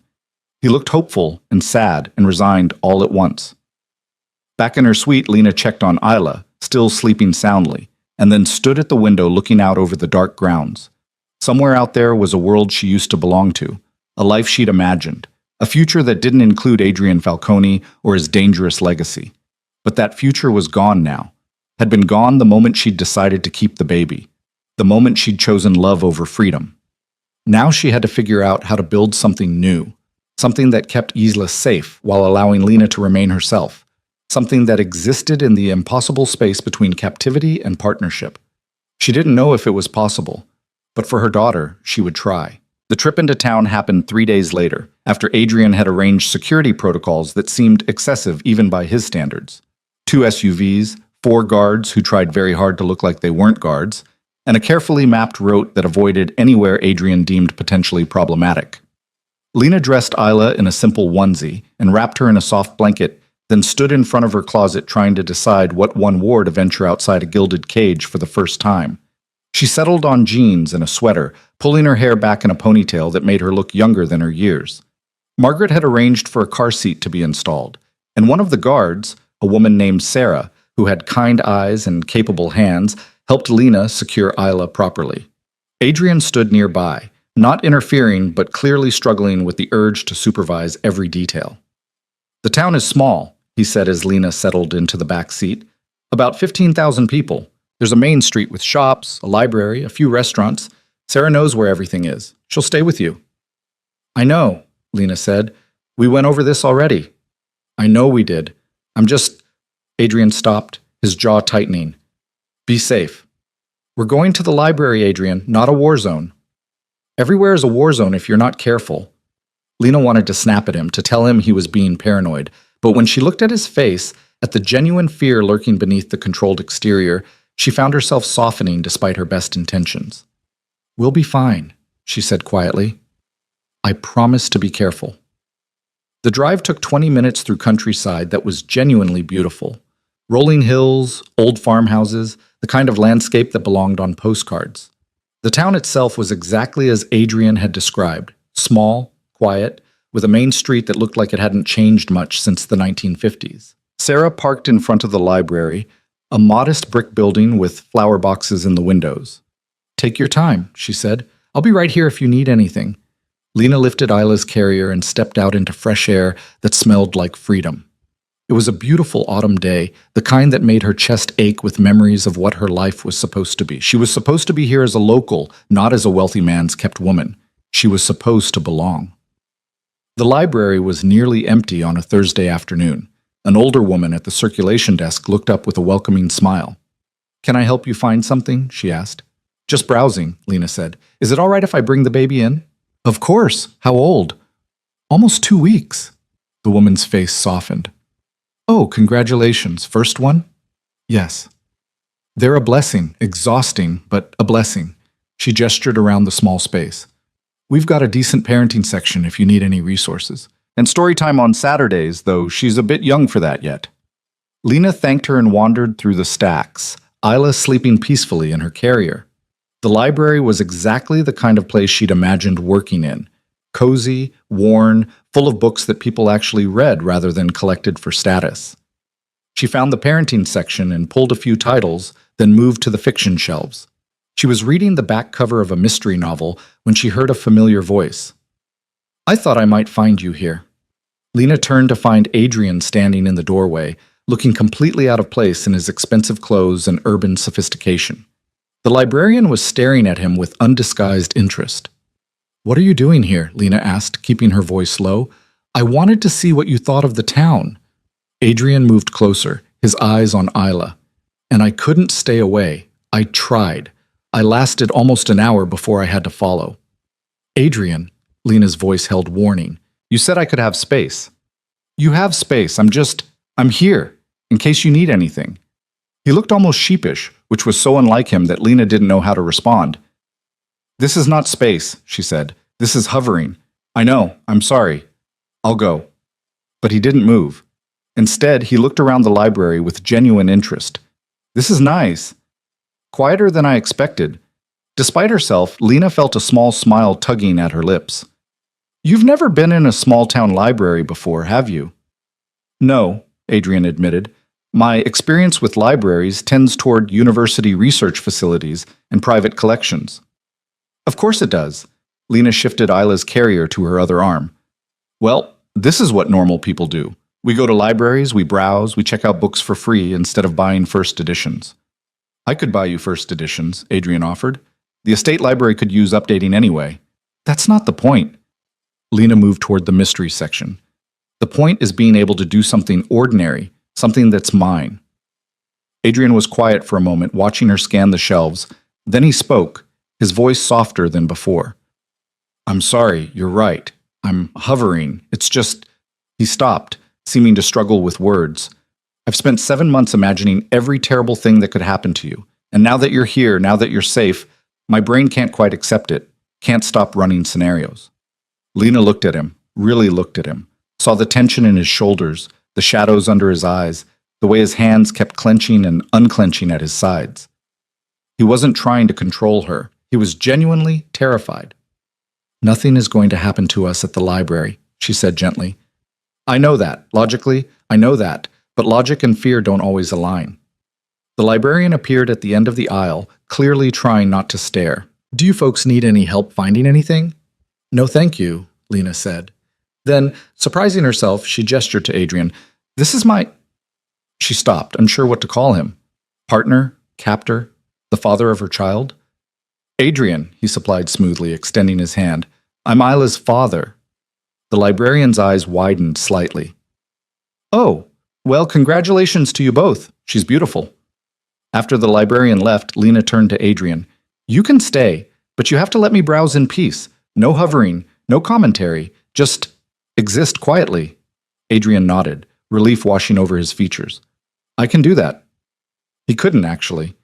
For the next 20 minutes, he trailed behind her through the stacks, trying and mostly failing to appear casual.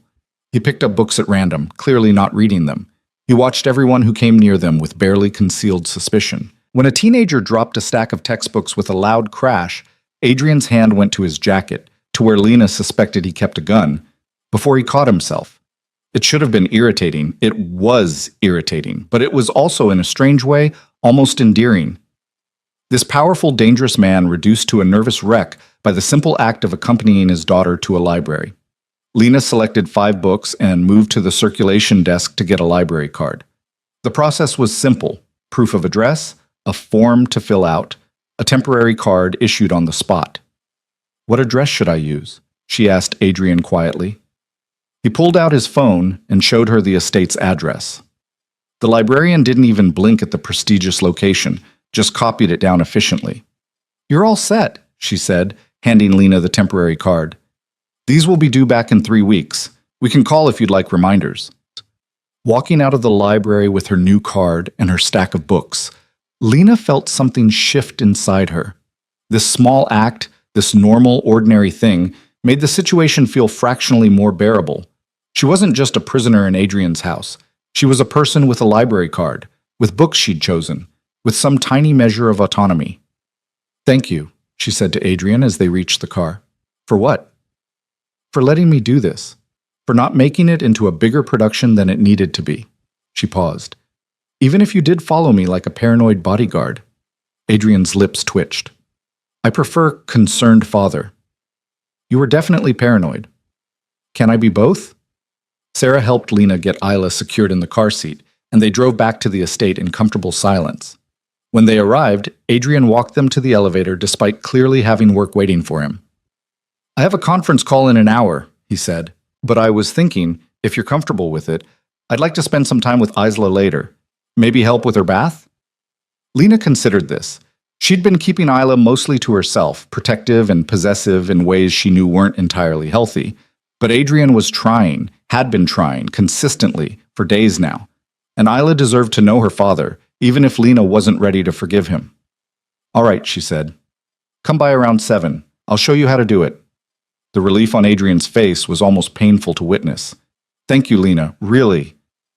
That evening, Adrian appeared at exactly 7 o'clock, dressed in dark slacks and a simple shirt, looking more nervous than Lena had ever seen him.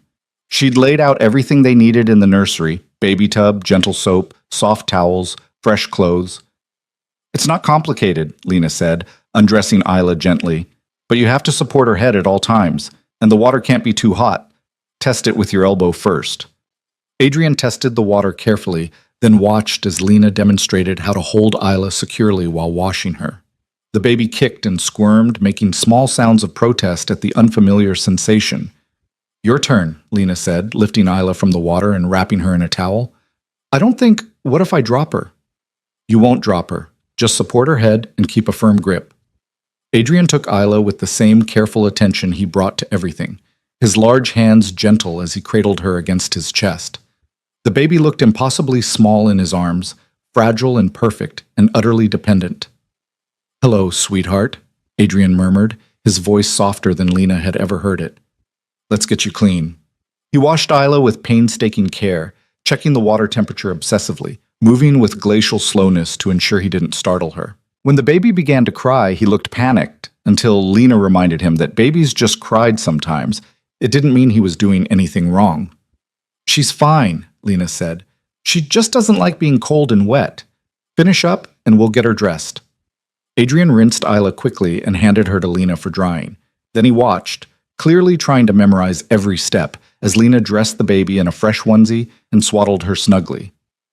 You make it look easy, Adrian said. It's not easy.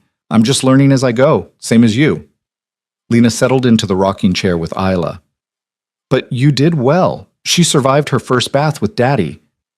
Adrian's expression at the word Daddy was complex, pleased and pained all at once. Would you mind if I stayed? Just for a little while? Lena gestured to the second chair she'd had brought in. Sit, but be quiet. She needs to settle before bed. Adrian sat, and they fell into silence, broken only by Isla's soft suckling sounds as she nursed. Through the window, Lena could see the sun setting over the gardens, painting everything gold and amber. It was peaceful in a way that made her chest ache. I could get used to this, Adrian said quietly. Don't. Why not? Because this doesn't change anything between us. You can be Ila's father without being... Lena stopped, searching for words. Without us being anything more than two people raising a child together. I know that. Adrian's voice was careful. I'm not asking for more than you can give, Lena. I'm just acknowledging that this, sitting here, watching you with our daughter, it's more than I thought I'd ever have. I'm grateful for it. Lena didn't know what to say to that, so she said nothing. They sat in comfortable silence until Isla fell asleep, and then Lena rose to put her in the crib. I should go, Adrian said, standing as well. Let you rest, but at the door he paused. Lena, thank you for letting me be part of this, for not shutting me out completely. I know I don't deserve it. No, Lena agreed. You don't, but Isla deserves a father who's present, so I'm trying. After he left, Lena stood in the nursery doorway watching Isla sleep. The baby looked so peaceful, so utterly unconcerned with the complicated dynamics of her parents' relationship. In her world, all that mattered was being fed, being warm, being loved. Lena envied that simplicity. The days that followed fell into a rhythm that was almost comfortable.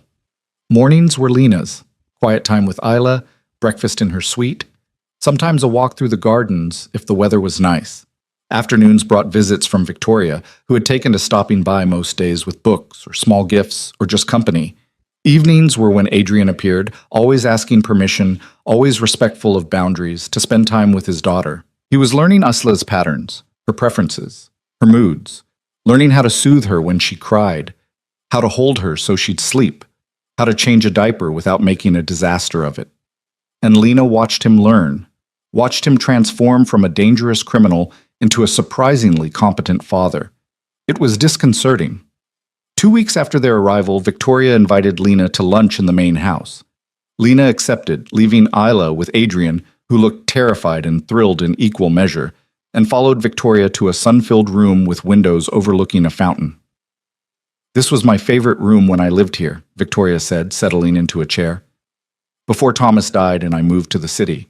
I used to have tea here every afternoon." "You lived here?" Lena asked, surprised.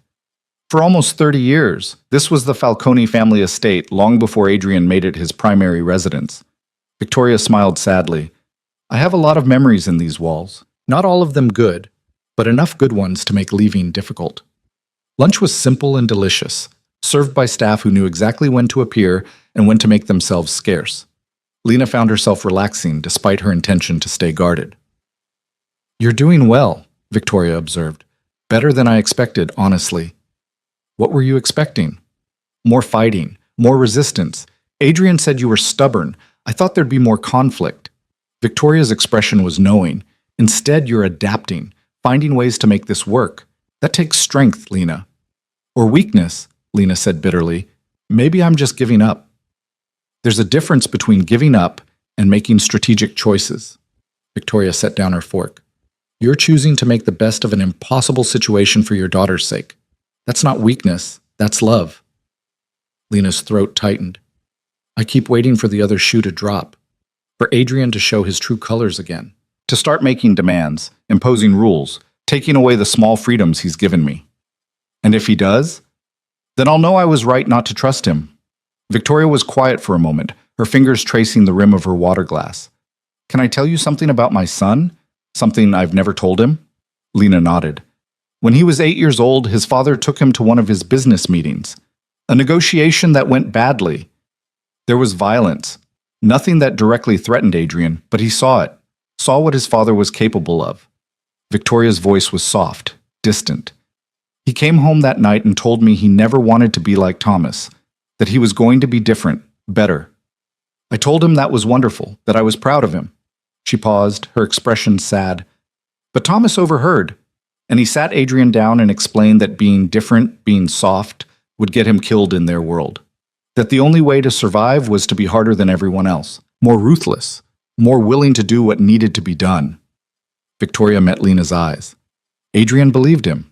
He spent the next 20 years becoming exactly what his father said he needed to be. And by the time he realized he hated what he'd become, he didn't know how to be anything else. Lena processed this, trying to reconcile the image of a gentle 8-year-old with the man who'd tracked her across state lines. "Why are you telling me this?" she asked. "Because I think that scared little boy is still in there somewhere, still trying to figure out how to be different. And I think you might be the only person who can help him find that version of himself again." Victoria's voice was gentle but firm. "I'm not asking you to forgive him. I'm not even asking you to like him. But maybe, if you can, try to see him as more than just the monster you've made him into. He's complicated, Lena, just like we all are." A cry came through the baby monitor Lena had brought with her. Both women looked at it simultaneously. "That's the 'I'm wet and offended about it' cry," Lena said, standing. "You can already tell the difference?" Victoria asked, impressed. "After 2 weeks of listening to nothing else, you develop an ear for it." They walked back to Lena's suite together, where they found Adrian pacing with Isla, looking genuinely distressed. "I changed her," he said immediately when he saw Lena. "And I fed her the bottle you left. But she won't stop crying." Lena took Isla and checked her diaper, indeed changed, and competently. She felt the baby's forehead, no fever, checked her clothing, nothing pinching or uncomfortable. Then she simply held Isla close, swaying gently, and the crying gradually subsided. What did I do wrong? Adrian asked, clearly frustrated with himself. Nothing, Lena said. Sometimes she just needs to cry it out. Or sometimes she just wants comfort. There's no formula, Adrian. You just have to learn to read her. How long does that take? I don't know. I'm still learning too. Victoria watched this exchange with barely concealed pleasure, then excused herself with the excuse of an appointment. After she left, Adrian lingered in the doorway. I'm sorry, he said. I thought I could handle 2 hours alone with her. I didn't mean to. Adrian, Lena interrupted him gently. You did fine. She's fed, changed, and healthy. The fact that she cried doesn't mean you failed. It just means she's a baby and babies cry. I feel like I'm constantly failing. Welcome to parenthood. Lena settled into the rocking chair with Isla. It's basically just a series of small failures interspersed with moments where you accidentally do something right. Adrian's lips twitched. That's not very encouraging. It's honest. Lena looked at him directly. You're trying, Adrian. I can see that. And for what it's worth, I think you're doing better than you give yourself credit for. The compliment, if it could be called that, seemed to catch him off guard. Thank you, he said quietly. That means more than you know. He left shortly after, and Lena sat alone with Isla, thinking about Victoria's story. About the scared 8-year-old who'd tried to be different and been taught that different meant dead. About the man who'd spent 20 years becoming someone he hated. She didn't want to feel sympathy for Adrian, didn't want to understand him or see him as human. It was easier when he was just a villain, just a threat, just the man who'd taken her freedom. But understanding was creeping in despite her resistance. And with understanding came the terrifying possibility that maybe, just maybe, he could actually change. That night, Lena dreamed of the library. But in the dream, she worked there, stamped books, helped patrons, lived a quiet life in a small town with Isla growing up surrounded by stories. Adrian appeared at the edge of the dream, watching but not interfering, and when she woke, she couldn't decide if his presence had been comforting or haunting. In the morning, she found a note slipped under her door. Adrian's precise handwriting, just 3 lines. I know this isn't the life you wanted. I know I'm not who you would have chosen, but I'm trying to give you whatever pieces of that life I can. Just tell me what you need. Lena held the note for a long time, Isla sleeping peacefully in her arms, and tried to figure out what she needed. Freedom was impossible. Forgiveness felt too far away. Trust seemed like a fantasy. But maybe she could accept partnership, the kind built not on love or passion, but on shared purpose and mutual respect, and the fierce determination to give their daughter the best life possible. It wasn't what she'd dreamed of. But as she looked around her beautiful suite, thought about the library card in her wallet, remembered Adrian's gentle hands bathing Isla the night before, she wondered if it might be enough. The turning point came on a Tuesday morning 6 weeks after their arrival at the estate. Lena woke to find Adrian standing in her doorway, his face drawn with tension she hadn't seen since those first days at the hospital. What's wrong?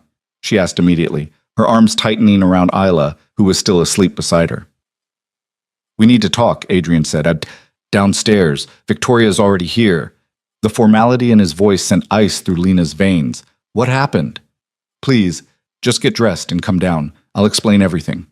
He left before she could ask more questions, and Lena dressed quickly, her hands shaking as she changed Isla and gathered what she needed. Whatever had happened, it was serious enough to bring that look back to Adrian's face, the one that reminded her he was dangerous, that his world was violent, that her safety had always been conditional. She found them in Adrian's study, a room she'd never entered before. It was masculine and intimidating, all dark wood and leather, with floor-to-ceiling bookshelves and windows that overlooked the entire estate. Victoria sat in one of the chairs, her expression grave. Adrian stood by the window, his back rigid. Sit, Victoria said gently, gesturing to the chair beside her. Lena sat, holding Isla like a shield. Someone tell me what's going on. Adrian turned from the window, and Lena saw something in his eyes that terrified her. Not anger, not calculation, but genuine fear. One of my business associates discovered Isla's existence, he said without preamble. A man named Vincent Russo. He's been asking questions, making inquiries, and this morning his people were spotted in town, near the library. Lena's blood turned to ice. How did he find out? I don't know yet. I'm working on it. Adrian's jaw was tight. But the fact that he knows means others will know soon. The protection I was trying to build, the arrangements I was making, they're not ready. We're exposed. What does that mean? Lena asked, though she already knew the answer. It means we need to make a decision, now, today. Adrian moved closer, his expression intense. I can keep you safe, Lena, but only if you let me. Only if you stop fighting me on this. I haven't been fighting you, Lena protested. You've been keeping me at arm's length, refusing to let this become real, refusing to commit to being part of this family in any meaningful way. Adrian's voice was harsh, desperate. And I understand why. I do. But Vincent Russo doesn't care about your feelings or your autonomy. He only cares that you and Isla are leverage. And the only way to make you not leverage is to make it clear that you're not separate from me. That touching you means war. Lena looked at Victoria, searching for guidance. The older woman's expression was sad but resolute. He's right, Victoria said quietly. I wish he wasn't, but he is. As long as you remain Adrian's ex-girlfriend, the mother of his illegitimate child, you're vulnerable. But if you become his wife, publicly, officially, you gain the full protection of the Falcone name. So this is it, Lena said, her voice brittle. The ultimatum. Marry him, or risk Isla's safety. It's not an ultimatum, Adrian said, and Lena heard the pain in his voice. It's reality. I know you hate me for it. I know you'll probably always hate me. But I'm begging you, Lena, let me protect you the only way I know how. Isla began to fuss, picking up on Lena's tension. Lena soothed her automatically, her mind racing. 6 weeks ago, she would have refused, would have fought this with everything she had, would have rather run again than give Adrian this victory. But 6 weeks of watching him be patient, of seeing him try, of witnessing the genuine terror he felt every time she left the estate with Isla. 6 weeks had changed something fundamental. What would it look like? She asked quietly. Adrian blinked, clearly not having expected the question. What? The marriage. What would it actually look like? What would you expect from me? Nothing different than what we have now, Adrian said immediately. Separate rooms, separate lives, you'd have complete autonomy over Isla's care and your own schedule. The only thing that would change is the legal documentation and the public perception. And you'd be fine with that. A marriage in name only? Adrian's expression was carefully controlled, but Lena saw something flicker in his eyes. Longing, maybe, or resignation. What I want doesn't matter. What matters is keeping you both safe. That's not an answer, Lena pressed. I need to know, Adrian. What do you want from this? The silence stretched, heavy with unspoken truths. Finally, Adrian spoke, his voice low and honest in a way that made Lena's chest tight. I want what I've always wanted. You, Lena, not as a possession or a trophy or something to control. Just you. Building a life together. Being partners in every sense. He met her eyes. But I know that's not possible. I know I destroyed any chance of that when I tracked you down and forced you here. So I'll take what I can get. Your safety, your presence in Isla's life, the illusion of family. It's more than I deserve. Victoria stood quietly. I'll give you two some privacy, she said, touching Lena's shoulder briefly before leaving. Alone with Adrian, Lena felt the weight of the moment pressing down on her. Everything had been building to this. Every careful boundary, every tentative step toward cooperation, every moment of watching him try to be better than what his world had made him. If I do this, Lena said slowly, I need something from you. Anything. I need the truth. About everything. About your business, about the dangers, about what our life will actually look like. No more managing me. No more deciding what I can and can't know to protect me.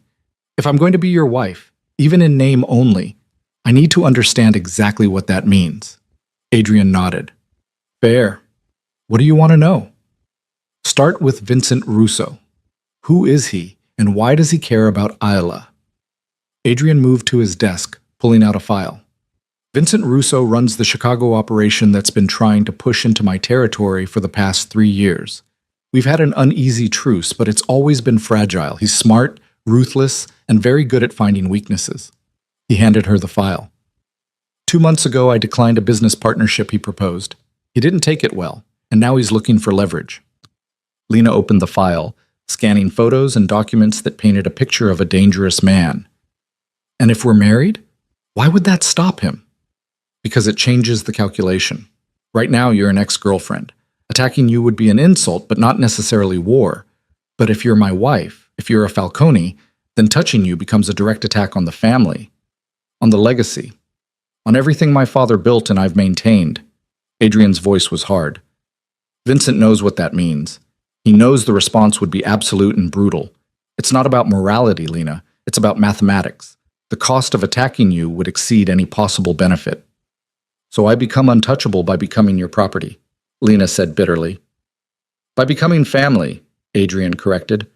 There's a difference.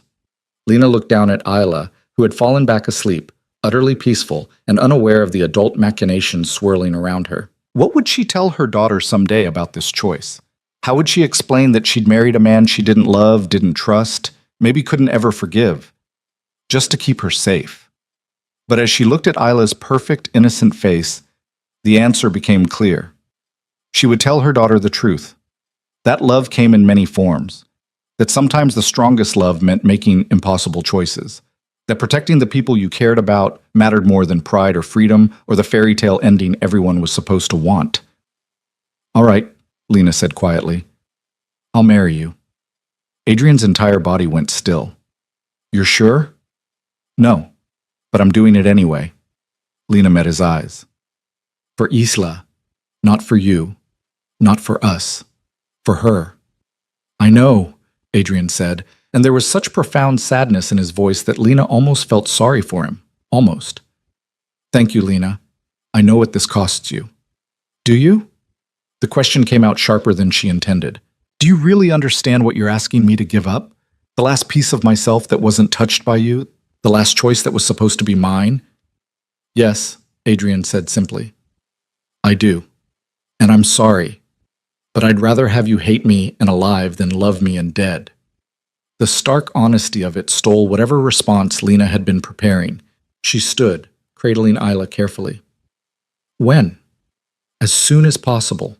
This weekend, if you're willing. Small ceremony, just family and essential witnesses. We can do something larger later if you want, but right now speed matters more than spectacle. Fine. This weekend. Lena moved toward the door, then paused. Adrian? I meant what I said. I need complete honesty from now on. If there are threats, if there are problems, if anything changes, you tell me. Immediately. No protecting me from information. Deal? Deal, Adrian agreed. The next 3 days were a blur of preparations that Lena barely participated in. Victoria took charge with the efficiency of someone who'd planned weddings before, making decisions and consulting Lena only when absolutely necessary. A dress appeared in Lena's closet, simple, elegant, cream-colored rather than white. Appropriate for someone who'd already had a child out of wedlock, Victoria explained gently. Lena tried it on alone in her room and stared at herself in the mirror. She looked like a bride. She felt like a fraud.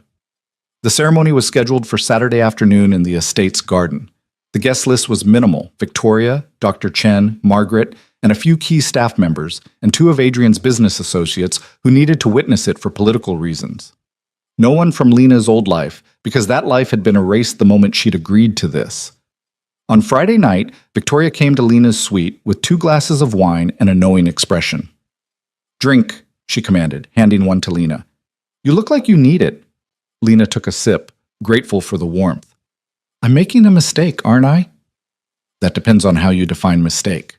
Victoria settled into one of the comfortable chairs. Are you marrying for love? No. Are you marrying under ideal circumstances? Absolutely not. But are you making the best choice available to protect your daughter? Yes. That's supposed to make me feel better? It's supposed to give you perspective. Victoria swirled her wine thoughtfully. I married Thomas Falcone when I was 22. I was desperately in love with him. Thought he hung the moon. Believed every promise he made about the life we'd build together. She smiled sadly. 5 years later, I understood what I'd actually married into.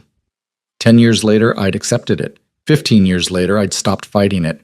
And when he died, I felt relieved and guilty in equal measure. Why are you telling me this? Because you're starting where I ended. You already know what Adrian is. You already understand the darkness. You're making this choice with clear eyes and no illusions. Victoria leaned forward. That gives you power, Lena. Power I never had. Use it. Lena thought about this. What if I can't do it? What if I wake up every day hating him and hating myself for staying? Then you'll be miserable. But Isla will be safe, and sometimes that's the best we can hope for. Victoria paused. Though I suspect you might surprise yourself, Adrian is different with you than his father ever was with me. He's trying. Really trying. That has to count for something. After Victoria left, Lena stood at the window looking out over the gardens where she'd be married in less than 24 hours. The grounds were beautiful, peaceful, utterly at odds with the turmoil in her chest. She heard a soft knock and turned to find Adrian in the doorway, holding Isla. She was crying, he explained. I heard her on the monitor and thought you might want a break. Lena gestured him in, surprised. You have a monitor in your room? I have monitors everywhere, Adrian admitted, settling into the rocking chair with Isla. I like knowing when she needs something, even if I can't always be the one to provide it. They sat in comfortable silence while Adrian rocked Isla gently. He'd gotten good at it over the past weeks, Lena noticed. His movements were confident now, assured. He'd learned how to hold her so she'd settle, how to find the rhythm that soothed her. Are you nervous? Lena asked finally. About tomorrow? Terrified, Adrian said honestly. Not about the ceremony itself, but about what it represents, about the responsibility of keeping you safe, about the possibility that I might fail. You won't fail. The words surprised Lena even as she said them, but she realized they were true. Whatever else Adrian was, he was competent, thorough. He would move heaven and earth to protect what he considered his. How can you be sure? Because I've watched you for 6 weeks. I've seen how you are with Isla, how you are with the security measures, how you triple-check everything and plan for contingencies I'd never even consider. Lena paused. You're a lot of things, Adrian, but careless isn't one of them. Adrian looked at her with something like wonder. That might be the nicest thing you've ever said to me. Don't get used to it. I won't. He stood carefully, still cradling Isla. I should let you sleep. Tomorrow will be long. But at the door, he turned back. Lena, I know you're doing this for Isla. I know you don't owe me anything, but I want you to know that I'm going to spend every day trying to be worthy of this choice you're making, even if you never forgive me, even if you never see me as anything but the man who took your freedom. I'm going to try to be better. I know, Lena said softly. I've been watching you try. That's the only reason I'm doing this at all. Saturday dawned clear and beautiful, the kind of autumn day that belonged in paintings. Lena woke early, fed Isla, and tried not to think too hard about what she was about to do. Victoria arrived mid-morning with a hairdresser and makeup artist who worked efficiently while Victoria kept up a steady stream of calming conversation. The dress fit perfectly, of course. Everything in Lena's life fit perfectly now, every detail managed and controlled and optimized. She stared at herself in the mirror and barely recognized the woman looking back. She looked elegant, sophisticated, like someone who belonged in Adrian's world. She looked nothing like the woman who'd fled Chicago with nothing but a backpack and a secret. The ceremony itself was mercifully brief. The garden had been decorated simply. White chairs, flowers that complemented rather than overwhelmed. Adrian stood at the front in a dark suit, his expression carefully neutral. But when Lena walked toward him carrying Isla, because she refused to leave her daughter with anyone during this, she saw his mask slip, saw vulnerability and hope and fear all at once. The officiant spoke about commitment and partnership and building a life together. The words sounded hollow to Lena's ears, a script that had nothing to do with the reality of their arrangement. But when it came time for vows, Adrian surprised her. I know this isn't what you wanted, he said quietly, just loud enough for her to hear. I know I'm not who you would have chosen, but I promise you this, Lena. I will protect you. I will protect Isla. I will give you every freedom I can while keeping you safe, and I will never stop trying to be better than what I've been. That's all I can offer, but it's yours for as long as you'll accept it. Lena's throat tightened. She hadn't prepared anything, hadn't expected to be moved, but looking at Adrian's face, at the sincerity there, the desperate hope, she found words anyway. I'm doing this for our daughter, she said clearly, but I'm also choosing to believe you can be the man you're trying to be. Don't make me regret that choice, Adrian. Don't prove me wrong. I won't, he promised, and Lena chose to believe him. The kiss that sealed their marriage was brief, chaste, nothing like the passionate embraces they'd shared in what felt like another lifetime. But it was honest, and maybe that was better. The small reception afterward was surprisingly pleasant. Victoria made toasts, Dr. Chen offered warm congratulations. Even Adrian's business associates seemed genuinely happy, though Lena suspected their happiness had more to do with political calculations than actual joy. As the sun began to set, the guests gradually departed, leaving Lena and Adrian alone in the garden, with Isla sleeping peacefully between them in a portable bassinet. "Well," Adrian said, "we're married." "We're married," Lena agreed. "Nothing has to change," Adrian said quickly. "I meant what I said. Separate rooms, separate lives. This was just paperwork, just protection." "I know." Lena looked at him carefully. "But Adrian? I don't want to spend the rest of my life hating you. That's exhausting, and it's not good for Isla." "What are you saying?" "I'm saying maybe we could try. Not to be in love or have some grand romance, but to be actual partners, to build something real instead of just coexisting." Lena paused, searching for the right words. "Your mother said something to me, that I'm starting with clear eyes, that I already know what you are. Maybe that's an advantage. Maybe we can build something honest instead of something based on illusions." Adrian stared at her like she'd offered him something precious and fragile. "Are you sure? Because I don't want to push you into anything else. You've given me so much already." "I'm not sure about anything," Lena admitted, "but I'm tired of fighting, and I think maybe you've earned a chance, a real one." "Thank you," Adrian said, and his voice was rough with emotion. "I won't waste it, Lena. I promise." They sat together as darkness fell, watching the stars emerge one by one. It wasn't perfect. It wasn't the fairy tale ending Lena had once imagined. But as she looked at Adrian holding Isla with such careful devotion, as she thought about the library card in her wallet and the books on her shelf and the small freedoms he'd given her without being asked, she thought maybe it could be enough. The weeks that followed brought change, but not the kind Lena had feared. Adrian kept his promise about separate rooms, but they began taking meals together more often. They developed routines around Ila's care, Adrian handling morning duties while Lena slept in, Lena taking afternoons while Adrian worked, evening baths becoming a shared activity they both looked forward to. They talked more, not about love or feelings or the complicated history between them, but about Isla's development, about books they'd both read, about small observations and comfortable silences. Adrian asked Lena's opinion on business matters that didn't involve violence, and Lena found herself offering thoughts on strategies and negotiations.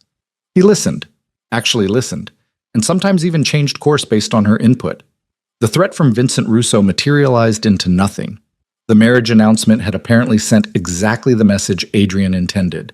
Lena was untouchable now, protected by the full weight of the Falcone name and legacy. Other threats faded similarly. Being Adrian's wife was, it turned out, the best security money couldn't buy. 2 months after the wedding, Lena received an unexpected package, a letter from the county library offering her a part-time position. She stared at it in confusion until Adrian appeared in the doorway.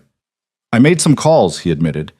"Explained that you had extensive library science background and were looking for flexible work that could accommodate a new baby. They were interested." "You got me a job?" "I facilitated an opportunity. Whether you take it is entirely up to you." Adrian looked almost nervous. "I know you wanted to work there. I thought maybe having something that was yours, completely yours, not connected to me, might make this easier." Lena read the letter again, emotion clogging her throat. "Thank you," she managed. "You don't have to decide now. Think about it. But the offer's there if you want it." Lena started work 3 weeks later, just 2 mornings a week. Adrian arranged security so discreet that Lena barely noticed it, and having her own work, her own purpose beyond being a mother and wife, changed something fundamental. She came home energized, eager to tell Adrian about the patrons she'd helped or the books she'd recommended. And he listened with genuine interest, asking questions, remembering details for later conversations. 6 months after the wedding, on a quiet evening with Isla finally asleep after a particularly fussy day, Lena found herself in Adrian's study. He'd asked her opinion on a contract, and the discussion had evolved into something larger. A genuine conversation about ethics and strategy and the gray areas between right and wrong. "I'm thinking about transitioning some of the businesses," Adrian said suddenly.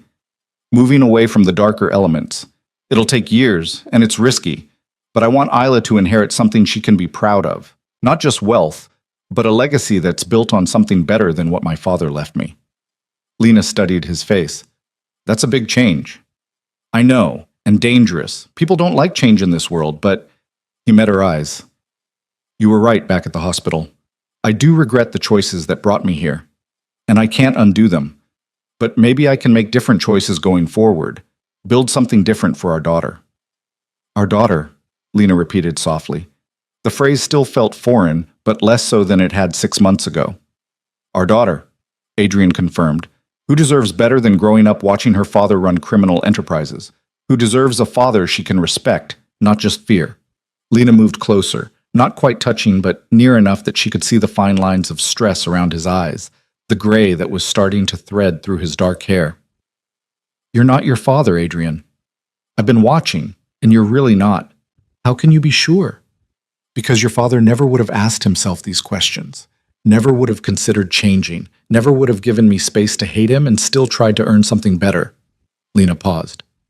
You're flawed and complicated and sometimes infuriating, but you're also trying to be better. That matters. Adrian reached out slowly, giving her time to pull away, and took her hand. His grip was warm, solid, careful. Are we going to be okay, Lena? Eventually? Lena didn't pull away. Instead, she squeezed his hand gently. I don't know, but I think we're already better than we were, and maybe that's enough for now.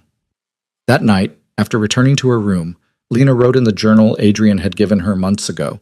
She wrote about the library, about Isla's latest milestones, about the complicated process of building a life with someone she'd once fled from, and she wrote about hope, tentative, fragile, but real.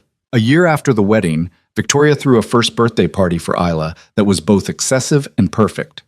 The guest list had expanded to include Lena's co-workers from the library, some of the locals she'd befriended, and a carefully selected group of Adrian's business associates. Isla, blissfully unaware of the significance, smashed cake into her hair with enthusiastic delight while the adults laughed and took photos. Watching Adrian crouch beside their daughter, helping her demolish her cake while getting thoroughly messy himself, Lena felt something shift in her chest. Not love. Not yet. Maybe not ever the way romance novels described it, but something warm and genuine. Partnership. Respect. The beginning of trust. That evening, after the guests had left and Isla was bathed and sleeping, Lena found Adrian on the terrace overlooking the gardens. He'd loosened his tie and rolled up his sleeves, looking more relaxed than she'd seen him in months. Good party, she said, joining him. Your coworker Linda is terrifying, Adrian said. She interrogated me about my intentions toward you like I was 17 and asking you to prom. Lena smiled. Linda's protective, but she likes you. She told me you seem like you're actually trying, which is high praise from her. I am trying. Adrian turned to face her. Every day. Is it working? Lena considered the question seriously. A year ago, she would have said no without hesitation. 6 months ago, she might have said maybe. But now, looking at the life they'd built, messy and imperfect and nothing like what she'd planned, she found a different answer. Yes, she said quietly. It's working. We're working. Not perfectly, but we're getting there. Adrian's expression transformed with relief and joy and something deeper. Can I kiss you? Not because we're married or because anyone's watching, just because I want to. Lena's heart hammered against her ribs. This was a line they hadn't crossed since their wedding, a boundary she'd maintained carefully. But standing here, after a year of watching him try, of building something real from the wreckage of forced proximity, she found she wanted to cross it. Yes, she said. The kiss was gentle, questioning, nothing like their passionate encounters in Chicago. It was a kiss between two people learning each other again, between partners building something new from broken foundations. And when they pulled apart, Lena found herself smiling. That was nice, she said. It was, Adrian agreed. Can we do it again sometime? Maybe, Lena said, but her smile suggested the maybe was really a yes. They stood together on the terrace as night settled over the estate, and Lena thought about the woman she'd been, terrified and alone in that Kentucky hospital, convinced her life was over. That woman wouldn't recognize who Lena had become, wouldn't understand the choices she'd made or the peace she'd found in unexpected places. But that woman had also been fighting for survival. And Lena had survived. She'd done more than survive. She'd built a life. Not the one she'd imagined, but something real and sturdy and hers. I need to tell you something, she said suddenly. Adrian tensed. What? I don't hate you anymore. I thought I would always hate you, but I don't. Lena looked at him directly. I don't love you either. Not yet. Maybe not ever in the way you want, but I care about you, about what happens to you, about building this life we're creating together. That's more than I deserve, Adrian said, his voice rough, and more than I hoped for. Don't waste it, Lena said, echoing her wedding vows. Keep trying, keep being better, and maybe someday I'll get all the way to love. And if you don't, then we'll have something else, something honest and real and built on choice instead of force. Lena paused. I think that might be better anyway, more solid, less likely to break.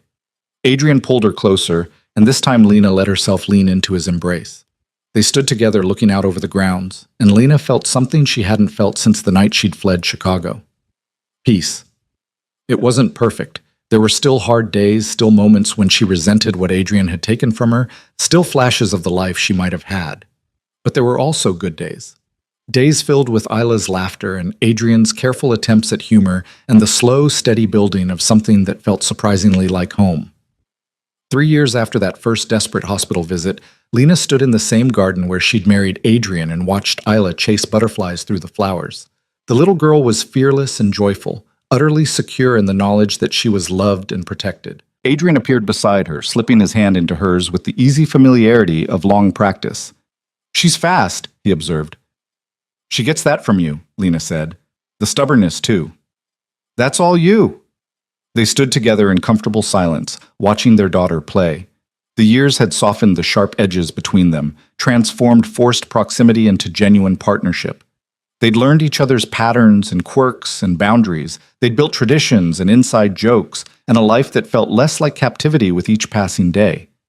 Do you ever think about what you gave up? Adrian asked quietly. The life you wanted in Kentucky? Sometimes, Lena admitted, but then I look at what I have instead. The library work, Isla, you. She squeezed his hand. It's different than what I imagined, but it's not less. Just different. I love you, Adrian said. He'd started saying it 6 months ago, never demanding it back, just offering it freely. And this time, for the first time, Lena found she could say it back. I love you too, she said, and meant it. Not the desperate, consuming passion of their early days in Chicago, but something steadier, something that had survived running and fear and impossible choices and emerged stronger for it. Adrian's entire face transformed with joy. Really? Really? Lena smiled. It snuck up on me.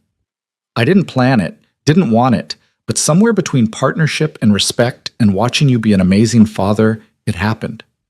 Thank you, Adrian said, and Lena heard everything he meant beneath those 2 words. Thank you for giving me a chance. Thank you for staying. Thank you for building this with me. Isla ran up to them, breathless and glowing. Daddy, Mama, did you see? I almost caught one. We saw, sweetheart, Lena said, crouching to her level.